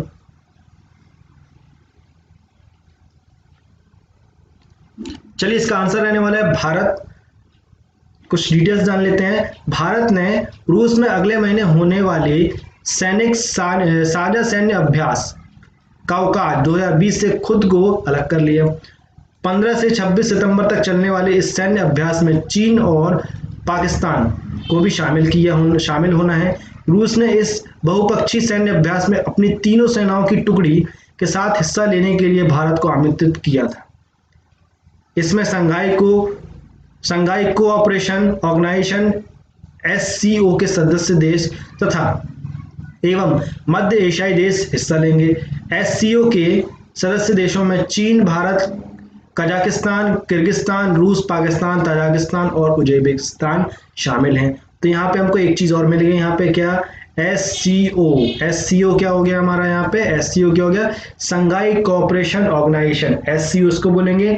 और इसी के साथ साथ में इसके जो सदस्य देश हैं वो कौन कौन से हैं, चीन, भारत, कजाकिस्तान, किर्गिस्तान, रूस, पाकिस्तान, तजाकिस्तान और उज्बेकिस्तान, ये सारे हमारे कौन से SCO के संबंधित देश हैं। भारत ने अपने आप को इसमें से वापस ले लिया था सैन्य अभ्यास में से, जिसका नाम है हमारा क्या, कौकाज 2020। चलिए आगे बढ़ेंगे नेक्स्ट क्वेश्चन की तरफ। वेस्ट इंडीज के किस ऑलराउंडर ने टी20 क्रिकेट में 500 विकेट लेने वाले दुनिया के पहले गेंदबाज बन गए? चलिए क्या बोल रहा है क्वेश्चन, वेस्ट इंडीज के किस ऑलराउंडर ने, यहाँ ऑलराउंडर की बात कर रहा है, ध्यान से सुनिएगा मैं क्या बता रहा हूँ। ऑलराउंडर ने टी20 क्रिकेट में, और दूसरी चीज टी20 ICC क्रिकेट की बात नहीं हो रही है, 50 जो हमारे 50 ओवर के मैच होते हैं उसकी बात नहीं है, टी20 की बात हो रही है। 500 विकेट लेने वाले दुनिया के पहले गेंदबाज कौन बने? ऑप्शन है आपके पास, Rahkeem Cornwall, Dwayne Bravo, Carlos Brathwaite या फिर डेरिन सैमी। चलिए इसका आंसर आप मुझे कमेंट में दीजिए। ध्यान से देखिए क्वेश्चन क्या बोल रहा है, टी20 की बात कर रहे हैं यहाँ पे। चलिए इसका आंसर रहने वाला है ड्वेन ब्रावो। कैरिबियन का ऑलराउंडर ड्वेन ब्रावो टी20 क्रिकेट में 500 विकेट लेने वाले दुनिया के पहले गेंदबाज बन गए। उन्होंने कैरिबियन प्रीमियर लीग CPL 2020 में सेंट लूसिया जैक्स के खिलाफ मैच में उपलब्धि अपने नाम की, कौन से मैच में की थी उन्होंने, सेंट लूसिया जैक्स के खिलाफ मैच हुआ था, कैरिबियन प्रीमियर लीग CPL। हमवतन रोस्टर चेंज इनका 500वां शिकार बने। ये उपलब्धि हासिल करने वाले इकलौते खिलाड़ी हैं। ब्रावो 2006 से टी20 मैच खेल रहे हैं। वे अब तक 459 मैच खेल चुके हैं। ब्रावो ने अपनी टी20 कैरियर में सबसे ज्यादा किरोन पोलैंड को आउट किया। वे पोलार्ड को अपने अब तक 9 बार आउट कर चुके हैं। तो यहाँ पे हमको 2-3 चीजें क्या मिल गई कि भाई ड्वेन ब्रावो ने सबसे ज्यादा विकेट लिए, 500 विकेट लिए। चलिए ये हमारे काम की चीज। दूसरी चीज क्या मिल गई, इनका 500वां शिकार कौन था, हमवतन रोस्टर चेज। चलिए ठीक, ये भी हमारे काम की चीज। दूसरी चीज क्या मिल रही है यहाँ पे कि इन्होंने कितने मैच खेले, तो इन्होंने 459 मैच खेले। चलिए 459 मैच खेले। एक और चीज क्या मिल गई यहाँ पे हमको कि इनने अपने टी20 कैरियर में सबसे ज्यादा किसको आउट किया, तो सबसे ज्यादा किसको आउट किया, इन्होंने किरोन पोलार्ड को आउट किया है और ये 9 बार इनको आउट कर चुके हैं। चलिए नेक्स्ट क्वेश्चन की तरफ देखेंगे। किस देश के सलामी बल्लेबाज निशात थरंगा परनाविताई ने अंतरराष्ट्रीय क्रिकेट के सभी प्रारूपों से संन्यास की घोषणा कर दी? चलिए निशात थरंगा ने अंतरराष्ट्रीय क्रिकेट के सभी प्रारूपों में से, टी20 हो गया, 50 ओवर्स के मैच हो गए या फिर टेस्ट क्रिकेट मैच हो गए, इन सभी में से अपने आप को मतलब रिटायर्ड करने की घोषणा कर दी उन्होंने। तो आपके ऑप्शन होने चाहिए, क्या बताइए इसका आंसर, ऑस्ट्रेलिया, इंग्लैंड, श्रीलंका या फिर बांग्लादेश। चलिए इसका आंसर आप मुझे कमेंट में दीजिए क्या रहने वाला है। चलिए इसका आंसर रहने वाला है श्रीलंका। इसका नाम से ही आपको समझ में आ गया होगा, श्रीलंका ही होगा। श्रीलंका के सलामी बल्लेबाज निशात थरंगा परनविताना ने अंतरराष्ट्रीय क्रिकेट के सभी प्रारूपों में से संन्यास की घोषणा कर दी। उन्होंने 32 टेस्ट मैचों में श्रीलंका का प्रतिनिधित्व किया। उन्होंने इसमें 2 शतक, 11 अर्धशतक सहित 1792 रन बनाए। परनीवाता या निशात थरंगा की बात करेंगे ने फरवरी 2009 में पाकिस्तान के खिलाफ पदार्पण किया। नवंबर 2012 में राष्ट्रीय टीम के लिए अपना आखिरी मैच खेला था। वे प्रथम श्रेणी क्रिकेट में 12,522 रन के साथ श्रीलंका के सबसे ज्यादा रन बनाने वाले खिलाड़ी भी हैं। तो यहाँ पे हमको काम की चीजें क्या मिल गई, नंबर 1 चीज ये कि 12,522 रन बनाने वाले, सबसे ज्यादा रन बनाने वाले श्रीलंका के खिलाड़ी हो गए प्रथम श्रेणी क्रिकेट में। और इसके साथ साथ में इन्होंने तीनों प्रारूपों से, तीनों फॉर्मेट से अपने आप को रिटायर्ड करने की घोषणा कर दी। चलिए आगे बढ़ेंगे नेक्स्ट क्वेश्चन की तरफ। नेक्स्ट क्वेश्चन क्या बता रहा है, अंतर्राष्ट्रीय खेल दिवस निम्न में से किस दिन मनाया जाता है? ऑप्शन है आपके पास 29 अगस्त, 15 मार्च, 10 फरवरी, 10 जनवरी या फिर 12 जून। चलिए इसका आंसर आप मुझे कमेंट में दीजिए क्या रहने वाला है। अंतर्राष्ट्रीय खेल दिवस, चलिए इसका आंसर है हमारा 29 अगस्त। 29 अगस्त, हर साल 29 अगस्त को भारत में राष्ट्रीय खेल दिवस, अंतर्राष्ट्रीय बोल दिया मैंने, राष्ट्रीय खेल दिवस के रूप में मनाया जाता है। भारत के हॉकी, टीम के स्टार रहे मेजर ध्यानचंद की जयंती पर 29 अगस्त को 2012 को पहली बार राष्ट्रीय खेल दिवस मनाया गया था। तो यहाँ पे हमको एक काम की चीज क्या मिल गई भाई कि ध्यानचंद जी का जन्मदिन कब रहता है, हमारा जयंती कब रहती है हमारी, 29 अगस्त को रहती है। चलिए ठीक है, और इन्हीं की याद में हमने पहली बार राष्ट्रीय खेल दिवस मनाया था, कब, 2012 को। और इसके बाद से लगातार हम 29 अगस्त को राष्ट्रीय खेल दिवस मनाते हैं। इस दिन को इस महान खिलाड़ी के नाम के सम्मान में मनाया जाता है। चलिए ठीक है, देश के सर्वश्रेष्ठ खिलाड़ियों को राजीव गांधी खेल रत्न, अर्जुन पुरस्कार, ध्यानचंद पुरस्कार और द्रोणाचार्य पुरस्कार जैसे सम्मानों से सम्मानित किया जाता है। कब किया जाता है, 29 अगस्त को किया जाता है। चलिए इसमें एक और इंपॉर्टेंट चीजें क्या मिल रही हैं कि इस बार जो हमारे राष्ट्रीय खेल दिवस के जितने भी पुरस्कार दिए गए हैं वो एक क्या बोलते हैं वीडियो कॉन्फ्रेंसिंग के थ्रू दिए गए हैं, जिसमें राष्ट्रपति भवन से वीडियो कॉन्फ्रेंसिंग में भाग ले रहे थे। और इसी के साथ साथ जितने भी खिलाड़ी थे, जो भी नॉमिनेट खिलाड़ी थे जिनको पुरस्कार मिला है, वह सारे अपने रिस्पेक्टिव अपने क्षेत्रीय साई के केंद्र से, जिसको हम बोलते हैं स्पोर्ट्स अथॉरिटी ऑफ इंडिया के केंद्र से, या फिर अपने जो भी जो उनका जो खेल का जो मतलब जो उनका रीजनल सेंटर है, वहां से उन्होंने अपने पुरस्कारों को प्राप्त किया। किसके थ्रू, यहाँ पे वीडियो कॉन्फ्रेंसिंग के थ्रू। यहाँ पे सारा जो पुरस्कार मिले थे उनको वीडियो कॉन्फ्रेंसिंग के थ्रू मिले थे। तो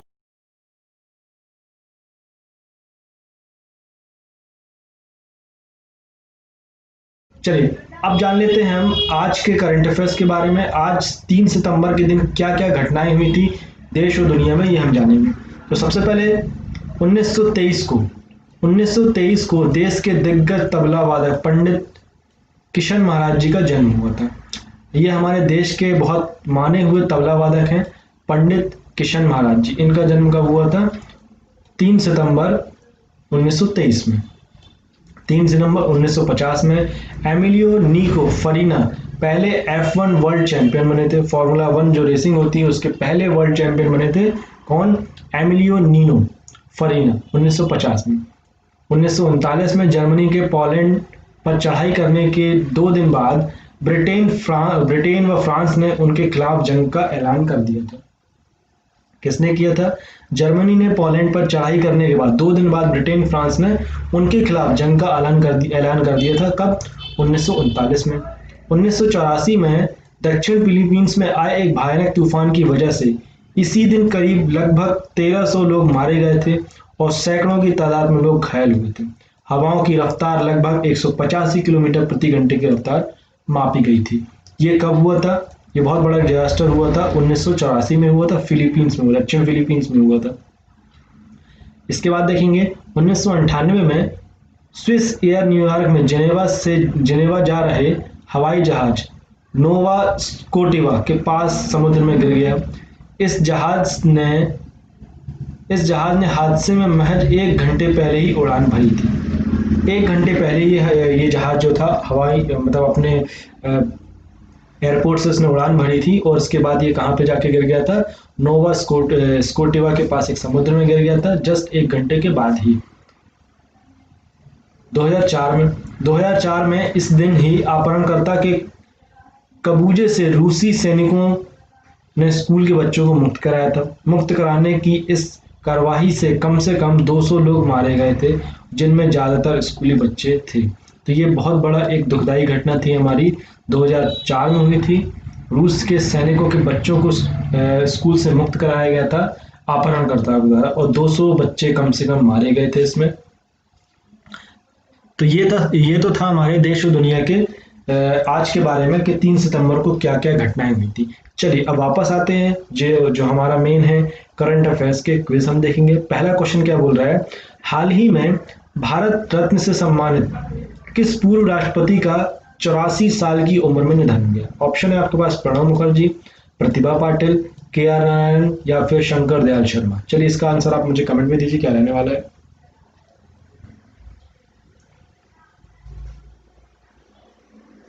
अगर आपने मेरे चैनल को अभी तक सब्सक्राइब नहीं किया है तो प्लीज़ इसे सब्सक्राइब कर लीजिए, और पसंद आए वीडियो तो प्लीज़ इसे लाइक जरूर करिए, और अगर आपको आंसर आता है तो प्लीज़ इसका कमेंट जरूर करिए। चलिए तो इसका आंसर क्या रहने वाला देखेंगे। इसका आंसर रहने वाला है प्रणब मुखर्जी।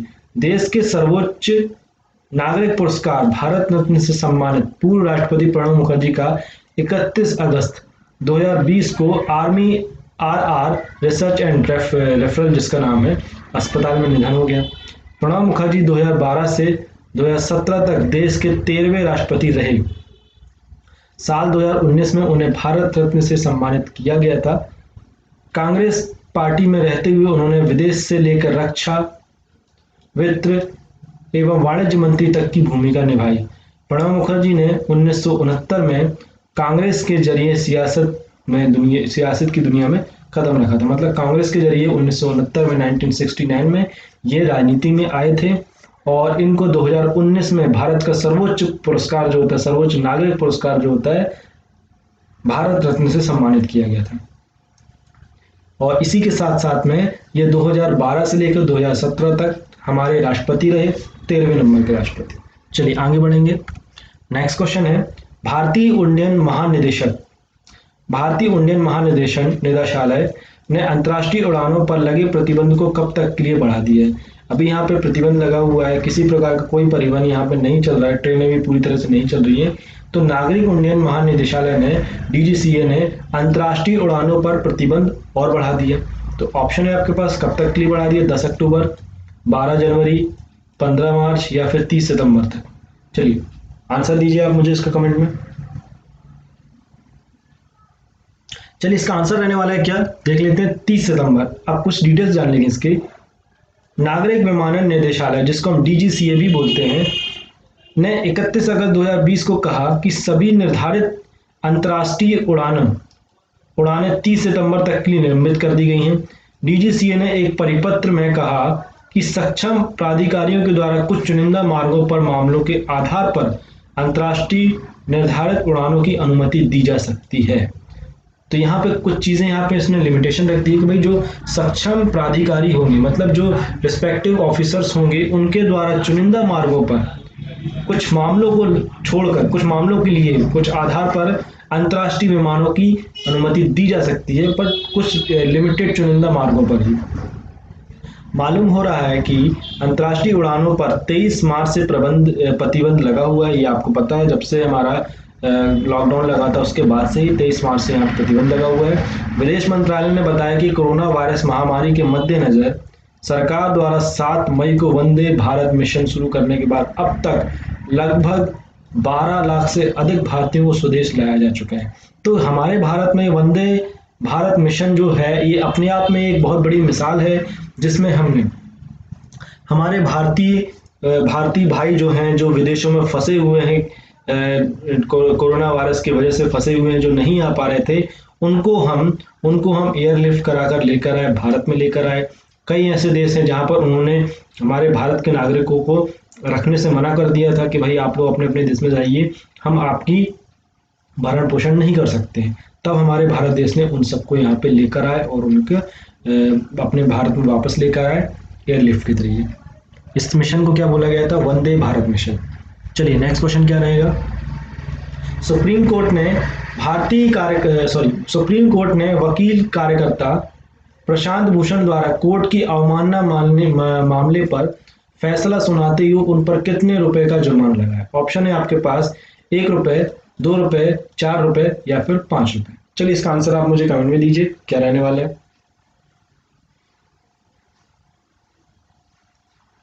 चलिए इसका आंसर रहने वाला है 1 रुपए। सुप्रीम कोर्ट ने 31 अगस्त 2020 को प्रशांत भूषण को 1 रुपए जुर्माना भरने का आदेश दिया। जाने माने वकील एवं एक्टिविस्ट प्रशांत भूषण को अदालत की अवमानना का दोषी पाया गया था। प्रशांत भूषण को जुर्माने की रकम भरने के लिए 15 सितंबर तक का समय दिया गया है। उन्हें जुर्माना नहीं भरने पर 3 साल की जेल की सजा या फिर 3 साल तक के वकील के तौर पर काम नहीं करने के लिए उनको सजा दी गई है। तो भाई यहाँ पे मुद्दा क्या था? मुद्दा ये था कि किसी आदेश के ऊपर प्रशांत भूषण जी ने ट्वीट किया था कि कुछ बातें बोल दी थी कोर्ट के बारे में, तो इसको लेकर कोर्ट जो था बात कर रहा था कि आपको इसके लिए कोर्ट से माफी मांगनी पड़ेगी, आपने कंडक्ट ऑफ कोर्ट किया है, कोर्ट की अवमानना की है। और प्रशांत भूषण जी इसके ऊपर अड़े रहे कि भाई मैं माफी नहीं मांगूंगा, जो मैंने बोल दिया तो बोल दिया, वही हमारा फाइनल है। तो इसको लेके दोनों में कोर्ट में और प्रशांत भूषण में, दोनों में हमारा यहाँ पे विरोधाभास चलता रहा। प्रशांत भूषण जी बोलते रहे कि मैं माफी नहीं मांगूंगा, और हमारे कोर्ट के जो जज हैं वो लगातार लगे रहे कि आप माफी मांग लीजिए। तरह तरह के यहाँ पे बातें बोली गई कि माफी मांगना इंसान की आत्मा होती है वगैरह वगैरह टाइप के लिटरेचर टाइप के यहाँ पे मारे गए। अच्छी अच्छी बातें बोली गई कि भाई आपको यहाँ माफी मांग लेना चाहिए, परंतु प्रशांत भूषण जी इस बात पे अड़े रहे और उन्होंने माफी नहीं मांगी अंत तक। इसके बाद कोर्ट ने 31 अगस्त 2020 को प्रशांत भूषण को ₹1 का जुर्माना लगाने का आदेश दिया। चलिए आगे बढ़ेंगे नेक्स्ट क्वेश्चन की तरफ। हाल ही में किस पूर्व सांसद को जननायक जनता पार्टी जजपा का राष्ट्रीय अध्यक्ष नियुक्त किया गया? ऑप्शन है आपके पास अशोक सिंह, अजय सिंह चौटाला, निशिकांत दुबे या फिर संतोष विक्रम सिंह। चलिए इसका आंसर आप मुझे कमेंट में दीजिए क्या रहेगा।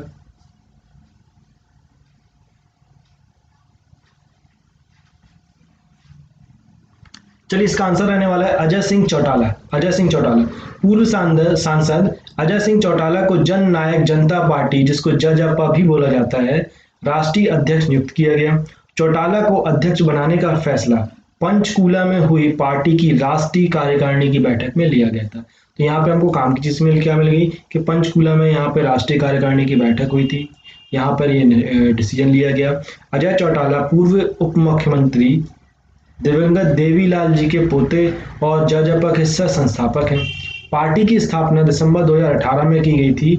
इस बैठक में अजय चौटाला के बेटे और हरियाणा के उप मुख्यमंत्री दुष्यंत चौटाला और जजपा के हरियाणा इकाई के प्रदेश अध्यक्ष निशांत सिंह भी मौजूद थे। तो यहाँ पर निशांत सिंह जी भी मौजूद थे और अजय चौटाला के पुत्र दुष्यंत चौटाला जो कि उप मुख्यमंत्री भी हैं हरियाणा के, ये भी यहाँ पे मौजूद थे। तो यहाँ पे इन्होंने एक पार्टी बनाई थी 2018 में एक पार्टी बनाई थी, और यहाँ पर अब यहाँ पे कब रिसेंट में भी यहाँ पे इनको इसका अध्यक्ष बना दिया गया। चलिए आगे बढ़ेंगे नेक्स्ट क्वेश्चन की तरफ।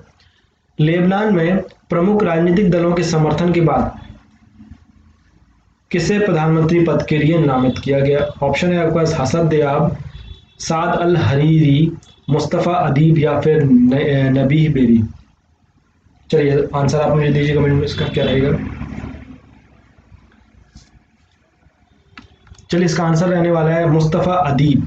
लेबनान में सोमवार को प्रमुख राजनीतिक दलों के समर्थन के बाद देश के जर्मनी में राजदूत मुस्तफा अदीब को नया प्रधानमंत्री नामित किया गया।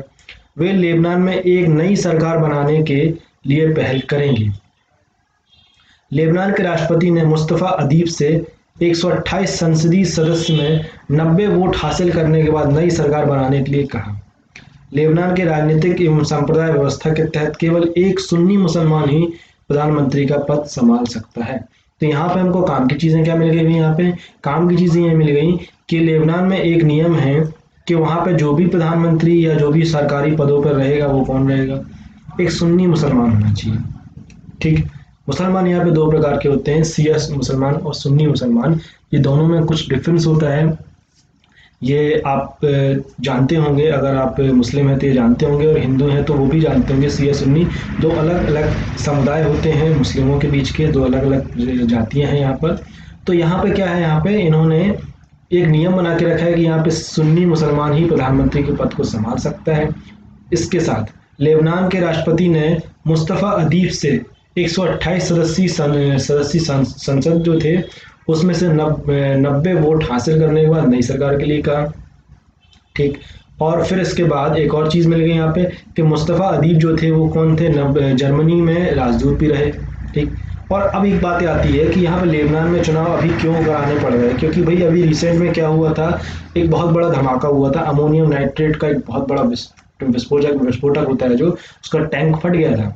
तो वहां पे बहुत बड़ा विस्फोट हुआ था और बहुत से लोग मारे गए थे, बहुत ज्यादा जनधन की हानि हुई थी। तो इसको लेते हुए वहां पे उनके जो तत्कालीन जो प्रधानमंत्री थे उनका बहुत ज्यादा विरोध होने लगा था। तो उन्होंने वहां पे इसका रेजिग्नेशन दे दिया, इस्तीफा दे दिया, अपने पद को त्याग दिया था।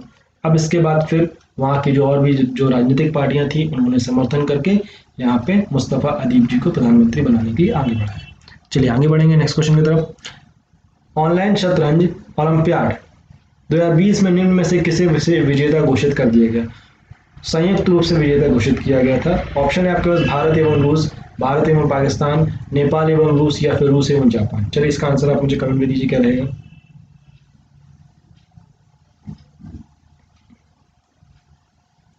चलिए इसका आंसर रहने वाला है भारत एवं रूस। भारत ने 30 अगस्त 2020 को पहली बार शतरंज ओलंपियाड जीतकर इतिहास रचा। भारत को ऑनलाइन शतरंज ओलंपियाड के फाइनल मुकाबले में रूस के साथ संयुक्त विजेता घोषित कर दिया गया था। भारत ने पहली बार इस ओलंपियाड में स्वर्ण पदक जीता, जबकि रूस ने इसे 24 बार जीत चुका है। 18 बार सोवियत संघ के साथ में जीता था। और अंतर्राष्ट्रीय शतरंज महासंघ फिडे ने कोरोना महामारी को देखते हुए पहली बार ऑनलाइन चेस ओलंपियाड करवाया था। तो यहाँ पे हमको काम की चीज क्या मिलेगी कि सबसे पहली बार ऑनलाइन ओलंपियाड चेस कब हुआ था? ऑनलाइन चेस ओलंपियाड कब हुआ था? 2020 में हुआ था। और यहाँ पे पहला विजेता कौन थे? यहाँ पे Olympiad chess online chess Olympiad के पहले विजेता कौन थे? भारत और रूस थे संयुक्त रूप से। तो यहाँ पे एक चीज और हमको यहाँ पे जानने के लिए मिल गई। और भी क्या है यहाँ पे? भारत ने यहाँ पे पहली बार स्वर्ण पदक जीता था, जबकि रूस इसे लगभग 24 बार जीत चुका था, और उसमें से 18 बार सोवियत संघ था तब जीत चुका था। अंतर्राष्ट्रीय शतरंज महासंघ, इसको फिडे बोला जाता है, ये भी हमने यहाँ पे जान लिया। चलिए नेक्स्ट क्वेश्चन की तरफ देखेंगे। नेक्स्ट क्वेश्चन क्या बोल रहा है? ब्रिटिश ड्राइवर लुइस हैमिल्टन ने निम्न में से किस रेस को जीतकर इस साल की 5वीं ट्रॉफी अपने नाम की? 5 ट्रॉफी हो चुकी हैं, उसमें से 5वां ट्रॉफी इस साल की ने अपने नाम की। कौन सी है यहाँ पे? Spanish grand prix, Singapore grand prix, Canada grand pre, या फिर बेल्जियम ग्रांड प्री? चलिए इसका आंसर आप मुझे कमेंट में दीजिए, क्या रहेगा? British driver Lewis Hamilton. चलिए बताइए इसका आंसर। चलिए इसका आंसर रहने वाला है Belgium grand prix. Lewis Hamilton ने शुरू से आखिर तक बढ़त बनाए रखते हुए 30 अगस्त 2020 को यहां बेल्जियम ग्रांड प्रिक्स जीती, और उनके करियर का 89वां खिताब था। हैमिल्टन की 7 रेस में यह 5वीं जीत थी, और चैंपियन उन्होंने बोटास को 47 अंक की बढ़त बना ली थी। लुइस हैमिल्टन का जन्म 7 जनवरी 1985 को हुआ था। लुइस हैमिल्टन को ब्रिटेन के फॉर्मूला 1 ड्राइवर भी कहलाते हैं। ये अमेरिकी धावक कार्ल लुइस के नाम पर हैमिल्टन का नामकरण भी किया गया था। वर्ष 2007 में फॉर्मूला 1 के पहले सीजन में देखते हुए कई रिकॉर्ड उन्होंने बनाए थे। तो यहाँ पे कुछ चीजें और जानने लायक हमको मिल गई यहाँ पे कि इनका जो नाम जो था लुइस हैमिल्टन कार्ल लुइस के नाम पर रखा गया था। कार्ल लुइस कौन थे? अमेरिका के बहुत फेमस धावक थे, दौड़ाक थे, मतलब दौड़ा करते थे, एथलीट थे। उनके ही नाम पर इनका नाम कर दिया गया, क्या? Lewis Hamilton. चलिए आगे बढ़ेंगे नेक्स्ट क्वेश्चन की तरफ। नेक्स्ट क्वेश्चन क्या बता रहा है? निम्न में से किस राज्य ने 1500 करोड़ रुपए की लागत से विश्व के सबसे बड़े टॉय म्यूजियम को बनाने की घोषणा की? चलिए इसका आंसर आप मुझे कमेंट में दीजिए, क्या रहेगा? सबसे बड़े टॉय म्यूजियम विश्व का। ऑप्शन है आपके पास पंजाब, दिल्ली, गुजरात, या फिर राजस्थान। चलिए इसका आंसर रहने वाला है गुजरात। गुजरात में विश्व का सबसे बड़ा टॉय म्यूजियम बनने वाला है। इसके लिए 30 एकड़ जमीन आवंटित की गई है। इसे गुजरात की चिल्ड्रन यूनिवर्सिटी के बाल भवन प्रोजेक्ट के तहत बनाया जा रहा है। यह प्राचीन काल से लेकर आधुनिक काल तक के 11 लाख से ज्यादा खिलौने प्रदर्शित करने के लिए रखे जाएंगे। इसका उद्देश्य बच्चों को खिलौनों के जरिए वैज्ञानिक, कलाकार एवं महापुरुषों का परिचय कराना है, और भारतीय संस्कृति का दर्शन भी कराना है। तो यहाँ पे हमको काम की चीज क्या मिल गई? गुजरात में विश्व का सबसे बड़ा टॉय म्यूजियम बनने वाला है। चलिए ठीक है, और 11 लाख से अधिक खिलौने यहाँ पे रखे जाएंगे। प्राचीन काल से लेके अभी तक के जितने भी मिलने वाले जो खिलौने हैं उन सब की यहाँ पे प्रदर्शनी रखी जाएगी। चलिए आगे बढ़ेंगे नेक्स्ट क्वेश्चन की तरफ। नेक्स्ट क्वेश्चन क्या बता रहा है? हिंदुस्तान एरोनॉटिकल लिमिटेड HAL की कितनी प्रतिशत हिस्सेदारी बेचने के प्रस्ताव को निवेशकों ने उत्साहजनक प्रतिक्रिया मिली?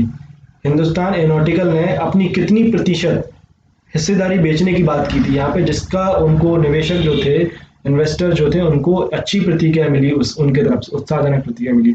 ऑप्शन है आपके पास 25%, 35%, 15% या फिर 10%? चलिए इसका आंसर आप मुझे कमेंट में दीजिए, क्या रहेगा।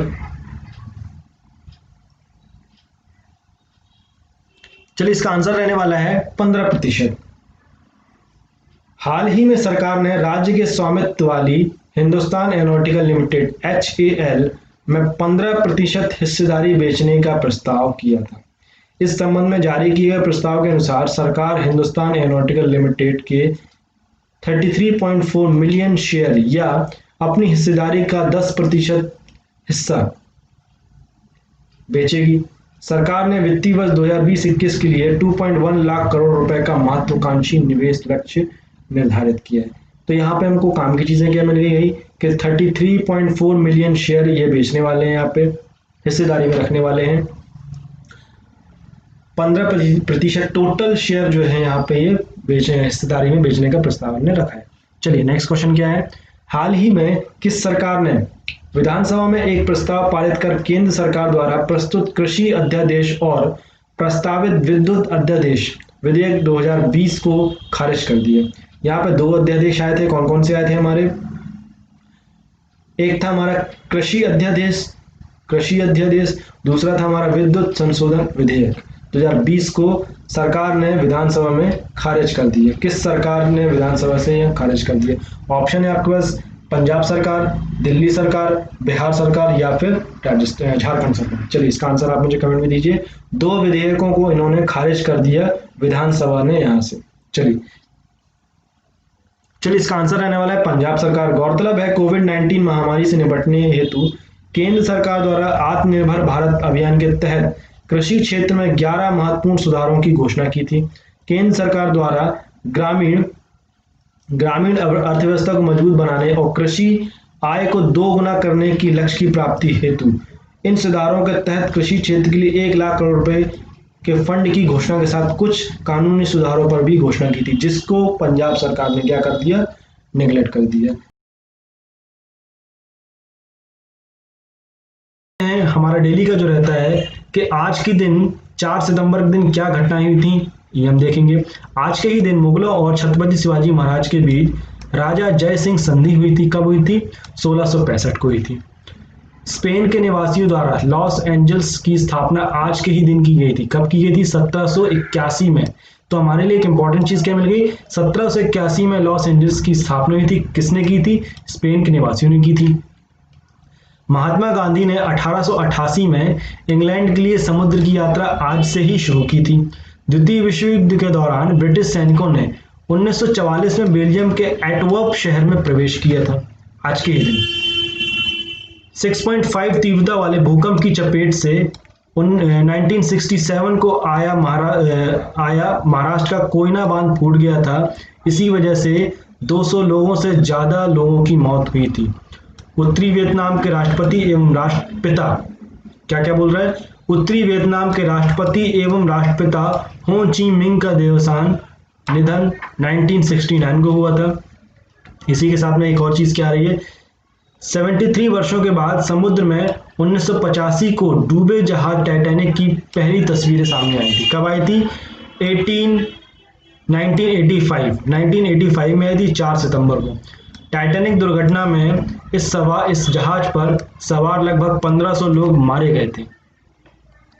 चलिए अब जान लेते हैं आज के दिन 4 सितंबर के दिन किन प्रमुख व्यक्तियों का जन्म हुआ था। प्रमुख राजनीतिक दादा भाई नेहरू जो कि हमारे राजनीतिज्ञ भी थे और साथ ही स्वतंत्रता संग्राम सेनानी भी थे। इनका जो जन्म हुआ था वो कब हुआ था? 4 सितंबर 1825 को हुआ था। चलिए आगे बात करेंगे भारत के स्वतंत्रता संग्राम के प्रसिद्ध क्रांतिकारी लेखक एवं समाज शास्त्री भूपेंद्र नाथ दत्त जी का जन्म कब हुआ था? 1880 में हुआ था। भारत के प्रसिद्ध वैज्ञानिक तथा अनुसंधानकर्ता ज्ञानचंद घोष का जन्म 1894 में हुआ था। आज के ही दिन हुआ था, 4 सितंबर के दिन। हिंदी के प्रसिद्ध साहित्यकार सियाराम शरण गुप्त का जन्म 1895 में हुआ था। हिंदी के प्रसिद्ध पत्रकार, समीक्षक एवं साहित्यकार, आलोचक नंद दुलारे वाजपेयी का जन्म 1906 को हुआ था। तो नंद दुलारे वाजपेयी जो थे वो क्या थे?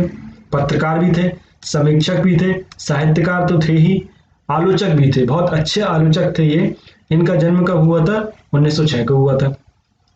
भारतीय राजनीतिज्ञ सुशील कुमार शिंदे का जन्म 4 सितंबर 1941 को हुआ था। भारतीय अभिनेता ऋषि कपूर का जन्म 1952 में हुआ था, जिनका अभी रिसेंट में ही निधन हुआ है, कोरोना के काल के ही समय इनका निधन हुआ है। चलिए अब वापस आ जाते हैं अपने करंट अफेयर्स क्विज की तरफ। तो पहला क्वेश्चन क्या बोल रहा है? रक्षा मंत्री राजनाथ सिंह संघाई कोऑपरेशन ऑर्गेनाइजेशन CSO के सदस्य देशों की बैठक में हिस्सा लेने के लिए निम्न में से किस देश के लिए रवाना हो गए? आपके पास ऑप्शन है नेपाल, जापान, रूस या फिर चीन। क्या बता रहा है क्वेश्चन? CSO संघाई कोऑपरेशन ऑर्गेनाइजेशन के लिए सदस्य देशों की बैठक हो रही है, इसमें किस देश के लिए रवाना हुए हमारे रक्षा मंत्री राजनाथ सिंह जी? चलिए इसका आंसर आप मुझे कमेंट में दीजिए, क्या रहने वाला है? चलिए इसका आंसर रहने वाला है रूस। रक्षा मंत्री राजनाथ सिंह संघाई कोऑपरेशन ऑर्गेनाइजेशन CSO के सदस्य देशों की बैठक में हिस्सा लेने के लिए रूस के लिए रवाना हो गए। रक्षा मंत्री राजनाथ सिंह का ये ये दौरा 3 दिन का होने वाला है। आपको बता दें कि राजनाथ सिंह की यह जून के बाद मॉस्को की दूसरी यात्रा होगी। उन्होंने 24 जून को मॉस्को में विजय दिवस परेड में भारत का प्रतिनिधित्व किया था। विजय दिवस परेड का आयोजन द्वितीय विश्व युद्ध में नाजी जर्मनी पर सोवियत विजय की 75वीं वर्षगांठ पर मनाया जाता है। तो यहाँ पे हमको काम की चीजें क्या मिल गई यहाँ पे कि विजय दिवस परेड जो है ये किस चीज के लिए आयोजन की जाती है? द्वितीय विश्व युद्ध में नाजी जर्मनी पर सोवियत संघ जो था उसकी जो विजय हुई थी उसकी उपलक्ष्य मनाई जाती है। इसकी 75वीं वर्षगांठ थी। और ये कहाँ पर होता है? अब सोवियत तो रहा नहीं, अब रूस में होता है। पहले सोवियत संघ में हुआ करता था। इसके लिए राजनाथ सिंह पहले गए थे कब? 24 जून को गए थे, और अब गए हैं यहाँ पर दूसरी बार। कब गए हैं? तीसरा दौरा है इनका ये। कब गए हैं? अभी गए हैं रिसेंट में। यहाँ पे किस चीज के लिए गए हैं? संघाई कोऑपरेशन ऑर्गेनाइजेशन CSO की बैठक में हिस्सा लेने के लिए। चलिए नेक्स्ट क्वेश्चन क्या बता रहा है? हाल ही में नव चुनाव आयुक्त के रूप में किसने अपना पदभार संभाला? ऑप्शन है आपके पास राहुल सचदेवा, विमल त्यागी, अशोक कुमार या फिर राजीव कुमार। चलिए इसका आंसर आप मुझे कमेंट में दीजिए।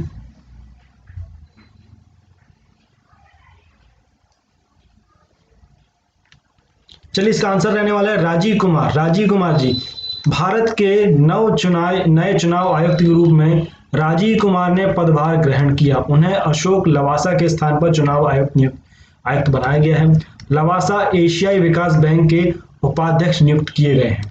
अभी रिसेंट में ही मैं आपको इसके पहले की वीडियो में मैंने बताया था, अशोक लवासा जी ने मुख्य चुनाव आयुक्त के पद से इस्तीफा दे दिया था, और अब वह क्या बन गए हैं? यहाँ पे एशियाई विकास बैंक के उपाध्यक्ष नियुक्त किए गए हैं। उनकी जगह पर नवनियुक्त कौन बने हैं हमारे चुनाव आयुक्त? तो राजीव कुमार जी बने हैं। राजीव कुमार को प्रधानमंत्री नरेंद्र मोदी की महत्वाकांक्षी प्रधानमंत्री जन धन योजना और मुद्रा ऋण योजना जैसी प्रमुख योजनाओं में अहम हिस्सा निभाने के लिए भी जाना जाता है। तो इसके पहले राजीव निगम जी ने क्या क्या किया था? राजीव निगम जी प्रधानमंत्री जन धन योजना एवं मुद्रा ऋण योजना जैसी प्रमुख योजनाओं में इनकी मुख्य भूमिका थी। चलिए आगे बढ़ेंगे नेक्स्ट क्वेश्चन की तरफ। केंद्र सरकार ने समूह ग की नौकरियों में निम्न में से कितने नए खेलों को शामिल कर उनको स्पोर्ट्स कोटा के तहत नौकरी देने की घोषणा की? ऑप्शन है आपके पास 20 नए खेल, 25 नए खेल, 30 नए खेल या फिर 35 नए खेल। पहले क्या था कि स्पोर्ट्स कोटे के थ्रू नौकरियां दी जाती थी, तो वहां पे कुछ लिमिटेड स्पोर्ट्स थे यहाँ पे। अब यहाँ पे कुछ नए खेलों को यहाँ पे नॉमिनेट किया गया है कि इन खेलों में उत्कृष्ट प्रदर्शन करने वाले जो खिलाड़ी रहेंगे उनको हम नौकरी देंगे। तो आपको ऑप्शन दिए हुए हैं, आपको इसका आंसर बताना है क्या रहने वाला है। चलिए इसका आंसर रहेगा 20 नए खेल। केंद्र सरकार ने समूह ग की सीधी भर्ती के लिए 43 खेलों की सूची में 20 नए खेल शामिल किए हैं।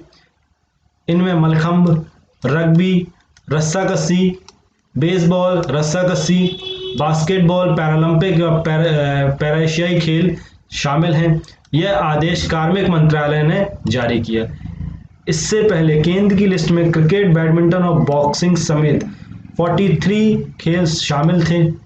सीधी भर्ती में अब इन खेलों में 63 खेल कि उन प्लेयर्स को फायदा मिलेगा जो राज्य या देश के किसी भी नेशनल या फिर इंटरनेशनल लेवल पर खेल चुके हैं। तो पहले यहाँ पे कितने खेल थे, यहाँ पे 43 खेलों की सूची थी यहाँ पे, जिसमें हमारे क्रिकेट, बास्केटबॉल, बैडमिंटन, ये सारे हमारे और भी खेल जो थे सम्मिलित थे। यहाँ पर अब नए 20 खेलों को यहाँ पे शामिल किया गया है, जिसमें से मेन प्रमुख जो मैं बता रहा हूँ आपको मलखम्ब हो गया, जो कि मध्य प्रदेश का हमारे मध्य प्रदेश का राजकीय खेल है। रग्बी, रस्साकशी, बेसबॉल और भी यहाँ पे खेलों को यहाँ पे शामिल किया गया। अब इनकी जो नंबर्स हैं वो कितने हो गए, 63 खेलों की यहाँ पे सूची हो गई, टोटल यहाँ पे 63 हो गए। और यह किनको दिया जाता है, जो कि राज्य या देश के लिए, किसी भी स्टेट की बात कर रहे हैं, या राज्य या देश के लिए नेशनल या फिर इंटरनेशनल लेवल पर खेल चुके हों, उनको मिलेगा। चलिए आगे बढ़ेंगे नेक्स्ट क्वेश्चन की तरफ। सुप्रीम कोर्ट ने किस मंदिर की शिवलिंग पर पंचामृत चढ़ाने पर रोक लगा दी गई, पूरी तरह से रोक लगा दी गई यहाँ पे। चलिए इसका आंसर आप मुझे दीजिए कमेंट में। ऑप्शन है घृष्णेश्वर महादेव मंदिर, महाकालेश्वर मंदिर, केदारनाथ मंदिर या फिर लिंगराज मंदिर। चलिए इसका आंसर आप मुझे कमेंट में दीजिए क्या रहेगा। चलिए इसका आंसर रहने वाला है हमारा महाकालेश्वर मंदिर। क्या है, महाकालेश्वर मंदिर। चलिए इसके बारे में कुछ डिटेल्स और जान लेते हैं। महाकालेश्वर मंदिर, सुप्रीम कोर्ट ने उज्जैन में स्थित प्राचीन महाकालेश्वर मंदिर के शिवलिंग में हो रहे क्षरण को रोकने के लिए नई दिशा निर्देश जारी की। सुप्रीम कोर्ट द्वारा जारी दिशा निर्देशों में श्रद्धालुओं द्वारा शिवलिंग पर घी, भूरा आदि सामग्री नहीं मलने भी शामिल है। ये सारे जो हैं आपको नहीं मलना है, क्या क्या, घी हो गया, दूध हो गया, दही हो गया, और भी चीज़ें जो शिव जी के अभिषेक करने के लिए जो यूज़ की जाती है, उन सबको नहीं मलना है। सुप्रीम कोर्ट ने कहा कि श्रद्धालुओं द्वारा शिवलिंग पर दही, घी और शहद मलने से क्षरण होता है।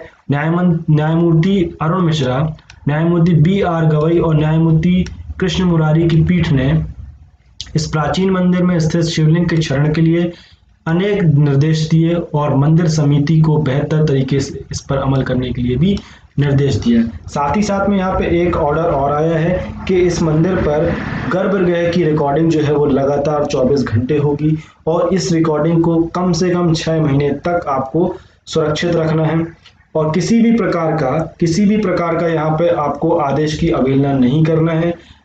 और साथ ही साथ में ये भी बताया गया कि इस महाकालेश्वर मंदिर में पंचामृत नहीं चढ़ाया जाएगा, इसकी जगह पे आप शुद्ध दूध का इस्तेमाल कर सकते हैं, और इस शुद्ध दूध के लिए मंदिर समिति को व्यवस्था करनी पड़ेगी श्रद्धालुओं के लिए।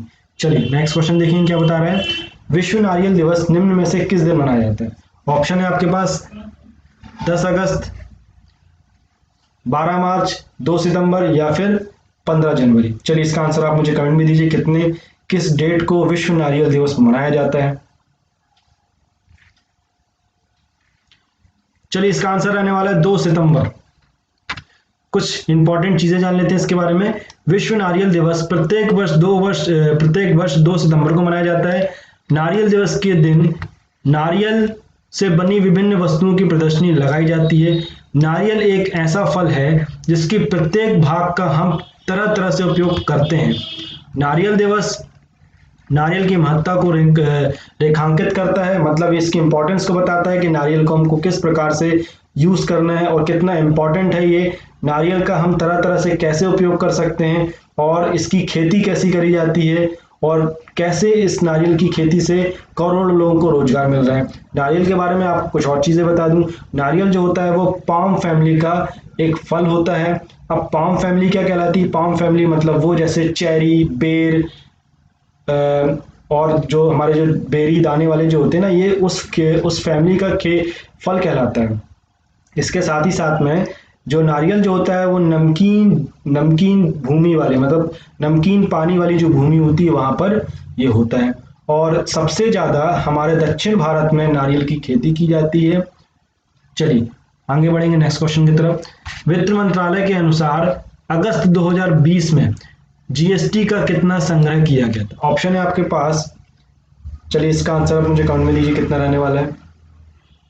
ऑप्शन है आपके पास 26,449 करोड़ रुपए, 56,449 करोड़ रुपए, या फिर 86,449 करोड़ रुपए, 96,449 करोड़ रुपए। चलिए इसका आंसर आप मुझे कमेंट में दीजिए क्या रहने वाला है। चलिए इसका आंसर रहने वाला है 449 करोड़ रुपए। वित्त मंत्रालय ने कहा सकल माल एवं सेवा कर, जिसको हम जीएसटी बोल सकते हैं, गुड्स एंड सर्विस टैक्स जिसको बोला जाता है, कि अगस्त महीने में 86,449 करोड़ रुपए का यहाँ पर संग्रह हुआ। लगातार दूसरा महीना है जब जीएसटी संग्रह कम हुआ है। इससे पहले जुलाई में यह 87,482 करोड़ रुपए था। सालाना आधार पर जीएसटी संग्रह 12% कम रहा है। पिछले साल इसी महीने में जीएसटी का जो संग्रहण था वो कितना था, 98 करोड़ 98,202 करोड़ रुपए था। इस बार कितना हुआ है, लगभग 12% यहाँ पे कम संग्रह हुआ है लगातार दूसरी बार। अब होगा भी क्यों भाई, लॉकडाउन चल रहा था, बहुत से लोगों का रोजगार अभी भी नहीं चल रहा है। लॉकडाउन के टाइम पे तो वैसे भी बहुत ज़्यादा स्थिति लोगों की तंग थी, पर अभी भी पूरी तरह से लोगों का जो रोजगार जो है पटरी पर नहीं आया है। जब पटरी पर नहीं आया है, लोगों को फ़ायदा नहीं हो रहा है, रोजगार नहीं मिल रहा है, तो कैसे वो अपना टैक्स जमा करेंगे भाई, इसलिए नुकसान हो रहा है। चलिए आगे बढ़ेंगे नेक्स्ट क्वेश्चन की तरफ। ऑस्ट्रेलिया ने भारत के साथ व्यापारिक रिश्ते मजबूत बनाए रखने हेतु पूर्व क्रिकेटर मैथ्यू हेडिन और भारतीय मूल के किस राजनीतिक को अपना व्यापार दूत नियुक्त किया? चलिए इसका आंसर आप मुझे दीजिए। लीसा सिंह, निक्की हेली या फिर सीमा वर्मा, अर्पणा माथुर। चलिए इसका आंसर आप मुझे दीजिए। ऑस्ट्रेलिया ने भारत के साथ व्यापारिक रिश्तों को मजबूत बनाने के लिए पूर्व क्रिकेटर मैथ्यू हेडिन और साथ ही साथ भारतीय मूल के किस राजनीतिज्ञ को अपना व्यापार दूत नियुक्त किया है? चलिए आंसर दीजिए मुझे। इसका आंसर रहने वाला है लीसा सिंह। ऑस्ट्रेलिया ने भारत के साथ व्यापारिक रिश्ते मजबूत बनाने के लिए पूर्व क्रिकेटर मैथ्यू हेडिन के साथ ही साथ में भारतीय मूल की राजनीतिक लीसा सिंह को अपना व्यापार दूत नियुक्त किया है। विदेश मंत्री मैरिस पायने के मुताबिक board of Australian cricket India council में 3 नई नियुक्तियां की गई। अध्यक्ष के तौर पर अशोक जैकब की पुनर्नियुक्ति की गई। लेबर पार्टी की पूर्व सीनेटर लीसा सिंह को उपाध्यक्ष बनाया गया है। तो यहाँ पे हमको क्या क्या चीजें देखने को मिल गई। ऑस्ट्रेलिया में व्यापारिक जो भारत के साथ व्यापारिक रिश्तों को मजबूत बनाने के लिए इन्होंने पूर्व क्रिकेटर मैथ्यू हेडन के साथ साथ भारतीय मूल की राजनीतिक, कहाँ की राजनीतिक, ऑस्ट्रेलिया की ही, ध्यान रखिएगा, वो भारतीय मूल की हैं, पर वो उनको अपना व्यापार दूत नियुक्त किया है। और इसके अध्यक्ष के तौर पर अशोक जैकब की पुनर्नियुक्ति भी की गई है। चलिए आगे बढ़ेंगे। हाँ, यहाँ पे एक और चीज यहाँ पे सामने आ रही है कि जो लीसा सिंह जो है वो लेबर पार्टी की पूर्व सेनेटर भी रही है। चलिए आगे बढ़ेंगे।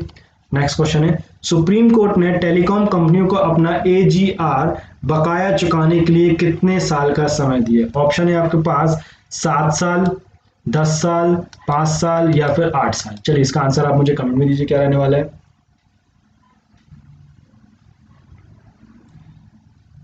चलिए इसका आंसर रहने वाला है 10 साल। 10 साल तक के लिए छूट दे दी है यहाँ पर।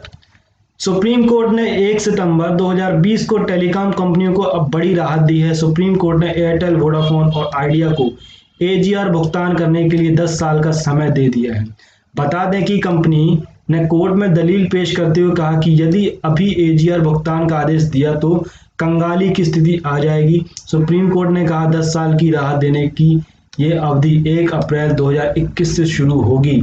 सुप्रीम कोर्ट ने कहा टेलीकॉम कंपनियों को 31 मार्च 2021 तक एजीआर बकाया के 10% चुकाने होंगे। वही बाकी का पैसा हर साल 7 फरवरी को एक किस्त के रूप में देना होगा। तो यहाँ पे सुप्रीम कोर्ट ने यहाँ पे बड़ी बड़ी कंपनियां जो हैं उनके एजीआर को करोड़ों रुपए का, इनका करोड़ों रुपए का बकाया जो है वो है सरकार के ऊपर, उसको देने का इन्हें 10 साल का यहाँ पर समय दे दिया। एक गरीब आदमी के लिए यहाँ पर कोई बैंक से अगर कोई गरीब आदमी ब्याज लेते हैं, लोन लेता है, तो उनको देने के लिए यहाँ पे, इनको सुनने के लिए यहाँ पे नहीं रहता है। परंतु यहाँ पे बड़ी बड़ी कंपनियों का करोड़ों रुपए का कर्जा जो है वो उन्हें 10 साल तक के लिए देने का समय दे दिया। चलिए ठीक है, आगे बढ़ते हैं। नेक्स्ट क्वेश्चन है, हाल ही में किस राज्य के कुडप्पा जिले में खुदाई के दौरान रेनाटी चोल युग के एक दुर्लभ शिलालेख का प्राप्ति हुई थी? क्या क्या बोल रहा है? खुदाई का रेनाटी चोल युग के दुर्लभ शिलालेख की प्राप्ति हुई कुडप्पा जिले में। ऑप्शन है आपके पास आंध्र प्रदेश, मध्य प्रदेश, कर्नाटक या फिर तमिलनाडु? चलिए इसका आंसर आप मुझे कमेंट में दीजिए क्या रहेगा। चलिए इसका आंसर रहने वाला है आंध्र प्रदेश। तो यहाँ पे हमको कुछ डिटेल्स भी देख लेते हैं। यह दुर्लभ शिलालेख डोलोमाइट चट्टान का एक बड़ा सा टुकड़ा है जिस पर तेलुगु भाषा में उत्कीर्ण किया गया है। चलिए यह शिलालेख 8वीं सदी के आसपास का बताया जा रहा है। यह क्षेत्र कडप्पा जिले के आसपास का क्षेत्र है, रेनाडू के चोल महाराज के अधीन था। चलिए यहाँ पे क्या क्या चीज हमको मिल गई। यहाँ पे 8वीं सदी का था, साथ ही साथ में कडप्पा जिले के आसपास रेनाडू के चोल महाराज के अधीन ये क्षेत्र था। तेलुगु चोल शासक क्या बता रहा है? तेलुगु चोल शासक एरिकल मुत्तुराजु धनंजय वर्मा के तेलुगु शिलालेख जिसे एरागुड़ीपाड़ू सासा नाम के रूप में भी जाना जाता है, उनको वर्तमान कडप्पा जिले के 575 ईस्वी में उत्कीर्ण किया गया था। यह तेलुगु भाषा में उत्कीर्ण सबसे पहला शिलालेख का रिकॉर्ड भी है। तो यहाँ पे हमको काम की चीजें क्या मिल गई? ये जो शिलालेख मिला है वो 8वीं शताब्दी के आसपास का बता रहा है। चलिए ठीक है। और इसके साथ साथ में क्या होगा, यहाँ पे रेनाडू के चोल राजाओं के अधीन क्षेत्र था, वहां पे ये मिला है। तेलुगु चोल शासक एरिकल मुत्तुराजु धनंजय वर्मा के तेलुगु शिलालेख जैसे कि यह तेलुगु भाषा में उत्कीर्ण सबसे पहला शिलालेख है, ये हमको यहाँ पे रिकॉर्ड मिल गया। चलिए आगे बढ़ेंगे नेक्स्ट क्वेश्चन की तरफ।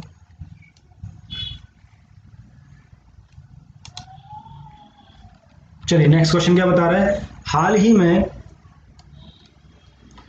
ही में किस देश ने घोषणा की कि भारत को कोविड-19 की संकट की प्रतिक्रिया के रूप में 3,500 करोड़ रुपए की ऋण सहायता प्रदान करेगी? चलिए यहाँ पे क्या बता रहा है? कौन से देश ने ये घोषणा करी कि भाई वो भारत को 3,500 करोड़ रुपए की ऋण सहायता प्रदान करेगा? ऑप्शन है आपके पास चीन, पाकिस्तान, जापान या फिर बांग्लादेश। चलिए इसका आंसर आप मुझे कमेंट में दीजिए क्या रहने वाला है।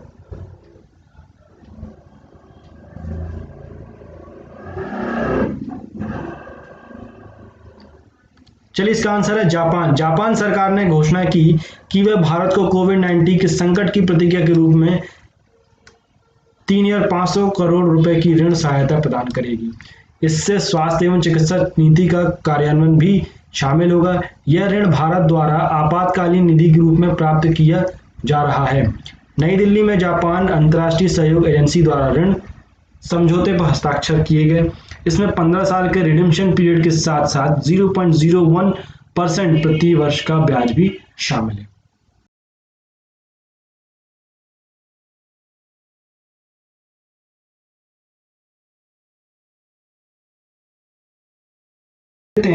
देश और दुनिया के इतिहास में 5 सितंबर के दिन क्या क्या मुख्य घटनाएं हुई थी उनको देखेंगे।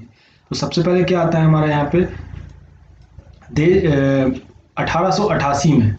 1888 में सर्वपल्ली राधाकृष्णन जी का जन्म हुआ था। ये कौन थे? हमारे देश के दूसरे राष्ट्रपति थे और पहले उपराष्ट्रपति थे। जब डॉक्टर सर्वपल्ली राधाकृष्णन भारत के राष्ट्रपति 1962 से 1967 में बने तो उनके कुछ छात्रों और दोस्तों ने उनसे अनुरोध किया कि वे 5 सितंबर को अपना जन्मदिन मनाएं। उन्होंने जवाब दिया, मेरा जन्मदिन मनाने के बजाय 5 सितंबर को शिक्षक दिवस के रूप में मनाया जाए तो यह मेरा गौरवपूर्ण सौभाग्य होगा। तब से 5 सितंबर को डॉक्टर सर्वपल्ली राधाकृष्णन जी के जन्मदिन को भारत में शिक्षक दिवस के रूप में मनाया जाता है। तो यहीं से हमारी शुरुआत हुई यहाँ पे शिक्षक दिवस को मनाने की। सबसे पहले कब मनाया गया था? ये प्रथम बार कब मनाया गया था? 1965 में मनाया गया था 5 सितंबर को। 5 सितंबर को राधाकृष्णन जी का जन्मदिन होता है तो उन्होंने खुद ने बोला था कि भाई इस दिन मेरा जन्मदिन ना मनाकर आप लोग शिक्षक दिवस के रूप में इसको मनाएं। चलिए आगे बढ़ेंगे और कुछ जानकारी है डॉक्टर सर्वपल्ली राधाकृष्णन जी के बारे में कुछ और जानकारी देखेंगे। सर्वपल्ली राधाकृष्णन जी का जन्म 5 सितंबर 1888 को तमिलनाडु के तिरुतानी में हुआ था। उनके पिता और माता सर्वपल्ली वीरास्वामी सीतम्मा थे। उनकी पत्नी शिवकामु थी और 5 बेटियां और 1 बेटे के पिता थे। अपने अकादमिक जीवन के दौरान उन्हें छात्रवृत्ति से सम्मानित किया गया। उन्होंने वेल्लोर में वुरहिस कॉलेज में दाखिला लिया, लेकिन बाद में 17 साल की उम्र में मद्रास क्रिश्चियन कॉलेज चले गए। उन्होंने 1906 में उन्होंने दर्शन शास्त्र में मास्टर डिग्री पूरी की और प्रोफेसर बन गए।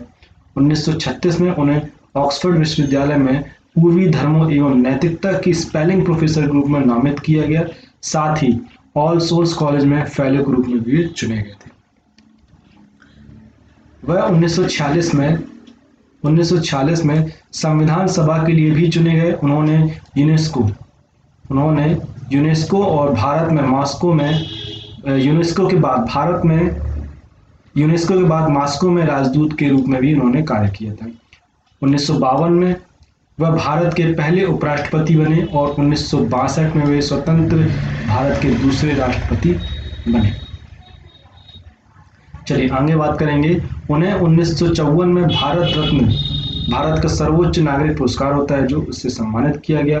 1954 में उन्हें जर्मन ऑर्डर पीले में might for arts and science पर पुरस्कार से नवाजा गया। 1961 में जर्मन बुक ट्रेड का शांति पुरस्कार भी इनको मिला। 1963 में उन्हें ऑर्डर ऑफ मेरिट से भी नवाजा गया। 1975 में भगवान की एक सार्वभौमिक वास्तविकता, जिसे सभी लोगों के लिए प्यार और ज्ञान ग्रहण किया की धारणा को बढ़ावा देने के लिए टेम्पल्टन पुरस्कार से भी सम्मानित किया। और यह कमाल है, उन्हें ऑक्सफोर्ड यूनिवर्सिटी की पूरी पुरस्कार राशि दान कर दी थी। जो भी उनको पुरस्कार मिला था ऑक्सफोर्ड यूनिवर्सिटी की तरफ से, उन्होंने पूरी राशि जो थी वह दान कर दी थी। इसी के साथ ही 17 अप्रैल 1975 को इनका निधन हो गया था। चलिए इसके साथ और क्या हमारा आज की डेट में क्या जनरल नॉलेज था। 5 सितंबर के दिन ब्लैक सेपरेटमेंट ग्रुप के आतंकवादियों ने म्यूनिख ओलंपिक के एथलीट विलेज में घुसकर 11 खिलाड़ियों की हत्या कर दी थी। आज के ही दिन 5 सितंबर के दिन आतंकवादियों ने म्यूनिख ओलंपिक के एथलीट विलेज में घुसकर 11 खिलाड़ियों की हत्या कर दी थी 1972 में। चलिए आगे बढ़ेंगे। एक बहुत अच्छा जनरल नॉलेज, बहुत अच्छा एक करंट अफेयर्स का क्वेश्चन है। आज की डेट में क्या हुआ था। हाईजैक विमान में मुसाफिरों को बचाने की खातिर अपनी जान गंवाने वाली नीरजा भानोट का कराची में मौत हो गई थी। आज के ही दिन हुई थी 1986 में। 5 सितंबर 1986 में मुंबई से न्यूयॉर्क जा रहे पैन अमेरिकन फ्लाइट 73 के अपहृत विमान में यात्रियों की सहायता एवं सुरक्षा करते हुए वे आतंकवादियों की गोलियों का शिकार हो गई थी। उनकी बहादुरी के लिए उन्हें मरणोपरांत भारत सरकार से शांति काल के अपने सर्वोच्च वीरता पुरस्कार अशोक चक्र से नवाजा गया। तो ये एक पहली बार हुआ था जब अशोक चक्र सर्वोच्च वीरता पुरस्कार जो था पहली बार किसी महिला को दिया गया था। वो कौन है? नीरजा भानोट। ये क्वेश्चन जो था एमपीपीएससी के एग्जाम में भी आ चुका है और कई एग्जामों में भी आ चुका है कि भारत का सर्वोच्च वीरता पुरस्कार पाने वाली पहली एकलौती महिला कौन थी? वो थी हमारी कौन? नीरजा भानोट जी। इसी के साथ 1997 में समाज सेविका मदर टेरेसा जी का निधन हुआ था। भारत सरकार द्वारा 1962 में उन्हें पद्मश्री की उपाधि भी मिली थी। 1988 में ब्रिटेन द्वारा आयर ऑफ द ब्रिटिश एम्पायर की उपाधि से भी इनको सम्मानित किया गया था। बनारस हिंदू विश्वविद्यालय ने उन्हें डी.लिट उपाधि से सम्मानित किया। इसी के साथ 19 दिसंबर 1989 को मदर टेरेसा को मानव कल्याण कार्यों हेतु नोबेल पुरस्कार प्रदान किया गया। ये दुनिया का सबसे माना हुआ पुरस्कार माना जाता है। नोबेल पीस पुरस्कार, नोबेल शांति पुरस्कार इनको दिया गया था। इसी के साथ वह तीसरी भारतीय नागरिक है जो संसार में पुरस्कार से सम्मानित की गई है। चलिए आगे बात करेंगे। हाल ही में भारत ने पबजी गेम समेत कितने चाइनीज ऐप पर प्रतिबंध लगा दिया? चलिए अब करंट अफेयर्स के क्विज के बारे में जान लेते हैं। क्वेश्चन क्या बोल रहे हैं यहाँ पे? हाल ही में भारत ने पबजी गेम समेत कितने चाइनीज ऐप पर प्रतिबंध लगा दिया है? ऑप्शन है आपके पास 120, 135, 145 या फिर 118। चलिए इसका आंसर आप मुझे कमेंट में दीजिए। 120 होगा, 135 होगा या 145 होगा या तो 118 होगा। पबजी बैन होने की वजह से बहुत से जो मोबाइल के एडिक्टेड थे, गेम के एडिक्टेड थे, जो अपने आप को पबजी में पूरी तरह से संलिप्त हो गए थे, उनके लिए बड़ी ही बुरी खबर है यहाँ पर। चलिए आंसर क्या रहने वाला है इसका, आंसर रहने वाला है 118। सरकार द्वारा इस बार जिन चीनी ऐप पर प्रतिबंध लगाया गया उसमें पबजी के अतिरिक्त Livik, WeChat work, WeChat reading, AppLock, carrom friends जैसे मोबाइल ऐप भी शामिल हैं। भारत ने जून के आखिर में टिकटॉक, हेलो समेत चीन के 59 मोबाइल ऐप पर प्रतिबंध लगा दिया था। बाद में जुलाई के आखिर में 47 और इन्होंने बैन किए थे। इस तरह अब तक चीन के 224 ऐप पर प्रतिबंध लगाया जा चुका है। सूचना प्रौद्योगिकी मंत्रालय ने धारा 69A के तहत इन मोबाइल ऐप पर प्रतिबंध लगाया है। अब यहाँ पर इन चाइनीज ऐप का बैन करा क्यों, यहाँ पे कुछ ना कुछ यहाँ पे एक उद्देश्य होना चाहिए ना। तो उद्देश्य ये था, भारत सरकार ने ये बोला कि इन जो चाइनीज ऐप था इनके भारत में रहने से भारत की अखंडता एवं सुरक्षा पर बट्टा लग रहा था। मतलब यहाँ पर ये जो ऐप थे भारत की सुरक्षा के लिए अच्छे नहीं थे और अधिकतर इन ऐप्स के जो भी सर्वर थे वो भारत में नहीं थे। सारे ऐप के सर्वर जो थे वो चाइनीज ही थे और ये सिर्फ चाइनीज कम्युनिकेशन यहाँ पे इनका हुआ करता था। चलिए आगे बात करेंगे। नेक्स्ट क्वेश्चन है, केंद्र सरकार ने भारतीय विमान कंपनियों को निम्न में से कितने प्रतिशत घरेलू उड़ान के लिए मंजूरी दे दी है। चलिए आपके पास ऑप्शन है 40%, 60%, 80% या फिर 20%। अभी क्या था, कोरोना काल की वजह से सारी विमान कंपनियां जो थी वो एक प्रतिबंध में चल रही थी, पूरी तरह से अपने आप में कंप्लीट नहीं चल रही थी। तो यहाँ पर अभी कितने प्रतिशत घरेलू उड़ानों के लिए मंजूरी दे दी है केंद्र सरकार ने। चलिए इसका आंसर क्या रहने वाला है, इसका आंसर रहने वाला है 60%, 60%। केंद्र सरकार ने भारतीय विमान कंपनियों को 60% घरेलू उड़ान के लिए मंजूरी प्रदान कर दी। इससे पहले एयरलाइंस को नेटवर्क कैपेसिटी पर सिर्फ 45% तक ही इस्तेमाल की मंजूरी थी। देश में 25 मार्च को लगाए गए लॉकडाउन के चलते विमान सेवाओं पर पूरी तरह से रोक लगा दी गई थी। बाद में 25 मई को घरेलू उड़ानों को 33% की क्षमता के साथ शुरू किया गया था। हालांकि देश में नियमित अंतर्राष्ट्रीय उड़ानों पर अब भी पाबंदी है। मंत्रालय ने 26 जून के आदेश को संशोधित करते हुए 45% क्षमता के स्थान पर अब 60% क्षमता को बढ़ा दिया है। चलिए आगे बढ़ेंगे नेक्स्ट क्वेश्चन की तरफ। हिमाचल प्रदेश सरकार ने वार्षिक परीक्षाओं के लिए निम्न में से कितने प्रतिशत सिलेबस को कम करने का फैसला यहाँ पर किया है। अभी क्या हुआ था, सेंट्रल गवर्नमेंट जो हमारा एनसीईआरटी सीबीएसई जो बोर्ड है उसने भी क्या किया था, अपने सिलेबस में कुछ कमी की थी, कुछ चैप्टर्स को, कुछ टॉपिक्स को उसने रिड्यूस कर दिया था। ऐसे ही यहाँ पे हिमाचल प्रदेश सरकार ने भी वार्षिक परीक्षाओं के लिए निम्न में से कितने प्रतिशत सिलेबस को कम करने का फैसला किया। ऑप्शन है आपके पास 80%, 10%, 25% या फिर 30%। चलिए इसका आंसर आप मुझे कमेंट में दीजिए क्या रहने वाला है। चलिए इसका आंसर रहने वाला है 30%। हिमाचल प्रदेश सरकार ने वार्षिक परीक्षाओं के लिए 30% सिलेबस को कम करने का फैसला किया। कोरोना महामारी के चलते बंद चल रहे स्कूलों के कारण प्रदेश के सरकारी स्कूलों में 9वीं से 12वीं कक्षा की वार्षिक परीक्षाएं 70% सिलेबस के आधार पर ही ली जाएंगी। शिक्षा मंत्री ने बताया प्रदेश के सभी स्कूलों में अब मार्च में ही परीक्षाएं होंगी। परीक्षाएं जो हैं वो नेक्स्ट जो सेशन हमारा जो करंट सेशन चल रहा है, जो नेक्स्ट एग्जाम होने वाला है वो मार्च में ही होगा। परंतु यहाँ पर उन्होंने क्या कर दिया, जो एग्जाम का जो सिलेबस था वो क्या कर दिया, 70% ही कर दिया। हिमाचल सरकार ने 21 सितंबर से 50% शिक्षकों एवं गैर शिक्षकों को स्कूल बुलाने का फैसला भी साथ ही साथ लिया है। चलिए नेक्स्ट क्वेश्चन।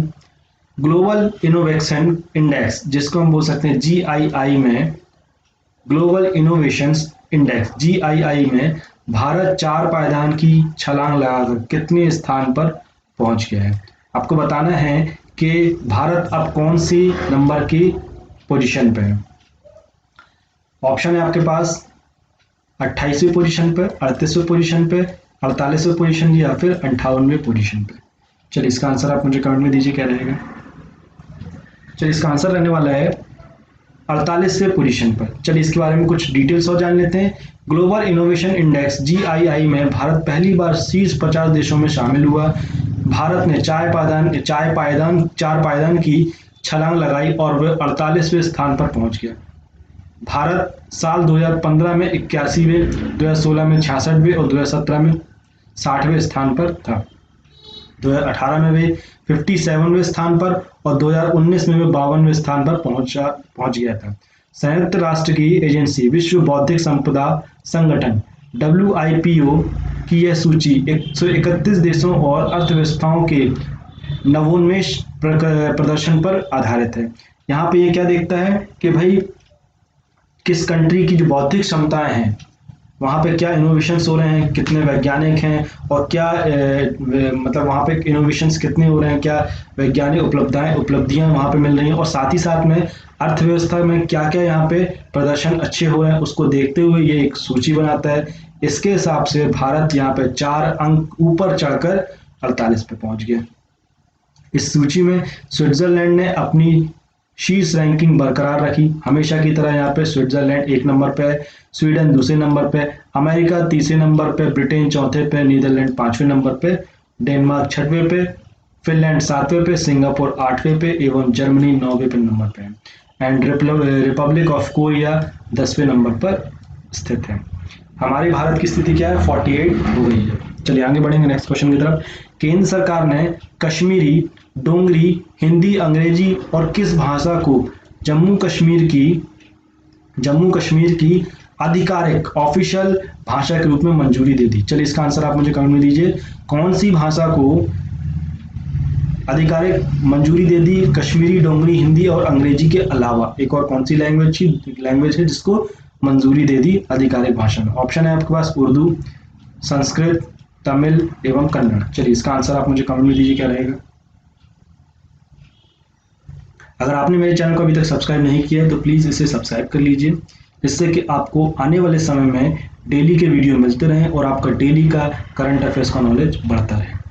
मैं आपके लिए डेली के करंट अफेयर्स लेके आता रहूँगा, और साथ ही साथ में अगर आपको वीडियो पसंद आ रहा है तो प्लीज़ इसे लाइक करें और ज़्यादा से ज़्यादा शेयर करें, और अगर आपको इसके आंसर्स आते हैं तो प्लीज़ इसके आंसर कमेंट जरूर करें, जिससे मुझे पता चल सके कि आप इन क्वेश्चंस को जानते हैं और आप अवेयर हैं। चलिए इसका आंसर क्या रहने वाला है? इसका आंसर रहने वाला है उर्दू। केंद्रीय मंत्रिमंडल ने जम्मू कश्मीर के लिए राजभाषा विधेयक लाने की मंजूरी दे दी। इसके तहत उर्दू, अंग्रेजी के अलावा अब कश्मीरी, डोंगरी और हिंदी को भी केंद्र शासित प्रदेश की आधिकारिक भाषाओं की सूची में शामिल किया जाएगा। कश्मीरी को जम्मू कश्मीर की पहली बार राजभाषा का दर्जा मिलेगा। वहीं पहले से मान्यता प्राप्त उर्दू और अंग्रेजी राजभाषा के रूप में बनी रहेगी। राज्य के अधिकांश लोग डोंगरी, कश्मीरी भाषा का प्रयोग करते हैं, लेकिन इन दोनों के स्थानीय भाषाओं को राजभाषा के रूप में दर्जा नहीं मिला। तो यहाँ पे हमको कौन सी भाषा, उर्दू भाषा को यहाँ पे जम्मू कश्मीर की आधिकारिक भाषा के रूप में यहाँ पे मंजूरी मिलेगी। चलिए आगे बढ़ेंगे नेक्स्ट क्वेश्चन की तरफ। कोल इंडिया 2023-2024 तक कितने परियोजनाओं पर 1.22 करोड़ 1.22 लाख करोड़ रुपए का निवेश करने की योजना बना रहा है? तो आपके पास ऑप्शन है 500 करोड़, 100 करोड़, 500 योजनाएं, 100 योजनाएं, 200 योजनाएं या फिर 300 परियोजनाएं। चलिए इसका आंसर आप मुझे कमेंट में दीजिए। कितनी योजनाएं बना रहा है और पैसा कितना खर्च हो रहा है? 1.22 लाख करोड़ रुपए। चलिए इसका आंसर आप मुझे कमेंट में दीजिए क्या रहेगा। चलिए इसका आंसर रहने वाला है 500 योजनाएं, 500 परियोजनाएं। केंद्रीय कोयला एवं खान मंत्री प्रहलाद जोशी के अनुसार कोल इंडिया 2023-2024 तक कितने परियोजनाओं पर 1.22 करोड़ रुपए निवेश करेगा? कोयला के क्षेत्र में देश को आत्मनिर्भर बनाने के तहत कोयला मंत्रालय नित्य नए विकल्पों की तलाश कर रहा है। इस निवेश का उद्देश्य भारत को कोयले में आत्मनिर्भर बनाना है।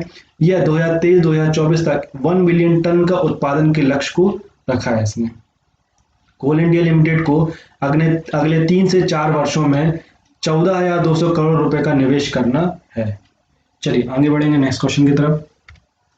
केंद्रीय मंत्रिमंडल ने भूविज्ञान एवं खनिज संसाधनों के क्षेत्र में भारत और किस देश में सहयोग की मंजूरी यहाँ पे मिल गई है? क्या क्या बात हो रही है? भूविज्ञान एवं खनिज संसाधनों के क्षेत्र में ऐसा कौन सा देश है जिसके साथ ये सहयोग कर रहा है? ऑप्शन है आपके पास चीन, नेपाल, चीन, रूस या फिर फिनलैंड। चलिए इसका आंसर आप मुझे कमेंट में दीजिए। भाई चीन तो नहीं रहेगा, क्योंकि हम चीन के साथ तो वैसे ही बहुत हमारी खटास चल रही है। तो आप इसका आंसर सोचिए क्या होगा, बताइए मुझे कमेंट में क्या रहने वाला है। चलिए इसका आंसर होगा फिनलैंड। भारत सरकार के खनन मंत्रालय के भूवैज्ञानिक सर्वेक्षण विभाग और फिनलैंड के रोजगार और आर्थिक मंत्रालय के भूवैज्ञानिक सर्वेक्षण विभाग के बीच अहम समझौता। किस किस के बीच में हुआ?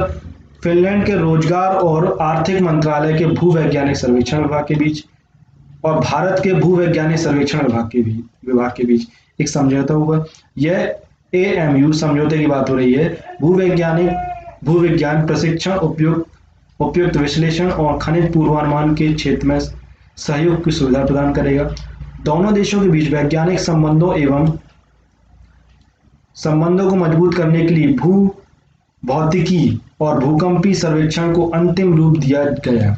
इसके अलावा समझौता ज्ञापन का उद्देश्य खनिज संसाधनों एवं भूविज्ञान के क्षेत्र में सहयोग को बढ़ावा देना है और एक रूपरेखा और एक मंच प्रदान करना है। तो इसका मेन मोटो क्या था? इनका मेन मोटो ये है कि भाई खनिज संसाधन और भूविज्ञान के क्षेत्र में हमको आगे बढ़ना है। जितना हम आगे बढ़ सकते हैं हमको साथ में रह के आगे बढ़ना है। भूकंप सर्वेक्षण के हमको रिसर्च करने हैं, इसको अच्छे से अच्छा करना है। और भू भौतिकी विज्ञान जो होता है हमारा, जो भूगर्भ विज्ञान होता है, उसके हमको रिसर्च करना है और आगे बढ़ना है और साथ में आगे बढ़ना है। इसके लिए एक मंच प्रदान किया गया। चलिए आगे बढ़ेंगे नेक्स्ट क्वेश्चन की तरफ। रक्षा मंत्रालय ने मेक इन इंडिया को बढ़ावा देने के लिए कितने करोड़ रुपए के अनुबंध पर हस्ताक्षर किए? ऑप्शन है आपके पास 1580 करोड़ रुपए, 3580 करोड़ रुपए या 2580 करोड़ रुपए या फिर 2990 करोड़ रुपए। चलिए इसका आंसर आप मुझे कमेंट में दीजिए क्या रहने वाला है। मेक इन इंडिया के लिए कितना खर्चा करने वाली है सरकार, रक्षा मंत्रालय? चलिए इसका आंसर रहने वाला है 2580 करोड़ रुपए। भारत सरकार ने मेक इन इंडिया को बढ़ावा देने के लिए 2580 करोड़ रुपए के अनुबंध पर हस्ताक्षर किए। यह कदम मेक इन इंडिया पहल को बड़े पैमाने पर बढ़ावा देने के लिए उठाया गया। यह अनुबंध टाटा पावर कंपनी, भारत अर्थ मूवर्स लिमिटेड एवं लार्सन एंड टुर्बो के साथ हस्ताक्षरित किए गए हैं। रक्षा मंत्रालय ने एक बयान में कहा कि पिनाका रेजिमेंट में ऑटोमेटेड गन एमिंग एवं पोजीशन सिस्टम AGPS के साथ 114 लॉन्चर और 15 कमांड पोस्ट भी होंगे यहाँ पे। चलिए तो यहाँ पे कितना खर्चा कर रहे हैं? यहाँ पे 2580 करोड़ रुपए मेक इन इंडिया के लिए यहाँ पे खर्च कर रहे हैं। यहाँ पे कंपनियां कौन कौन सी हमारी? टाटा पावर कंपनी हो गई, भारत अर्थ मूवर्स लिमिटेड और साथ ही साथ में इंडिया की बहुत मजबूत कंपनी जो है वो लार्सन एंड टुर्बो। चलिए आगे बढ़ेंगे। निम्न में से किस देश ने विश्व का सबसे बड़ा सोलर ट्री विकसित किया है? सोलर ट्री विकसित किया है यहाँ पे सबसे बड़ा। ऑप्शन है आपके पास नेपाल, भारत, चीन या फिर रूस। चलिए इसका आंसर आप मुझे दीजिए कमेंट में क्या रहने वाला है सबसे बड़ा सोलर ट्री।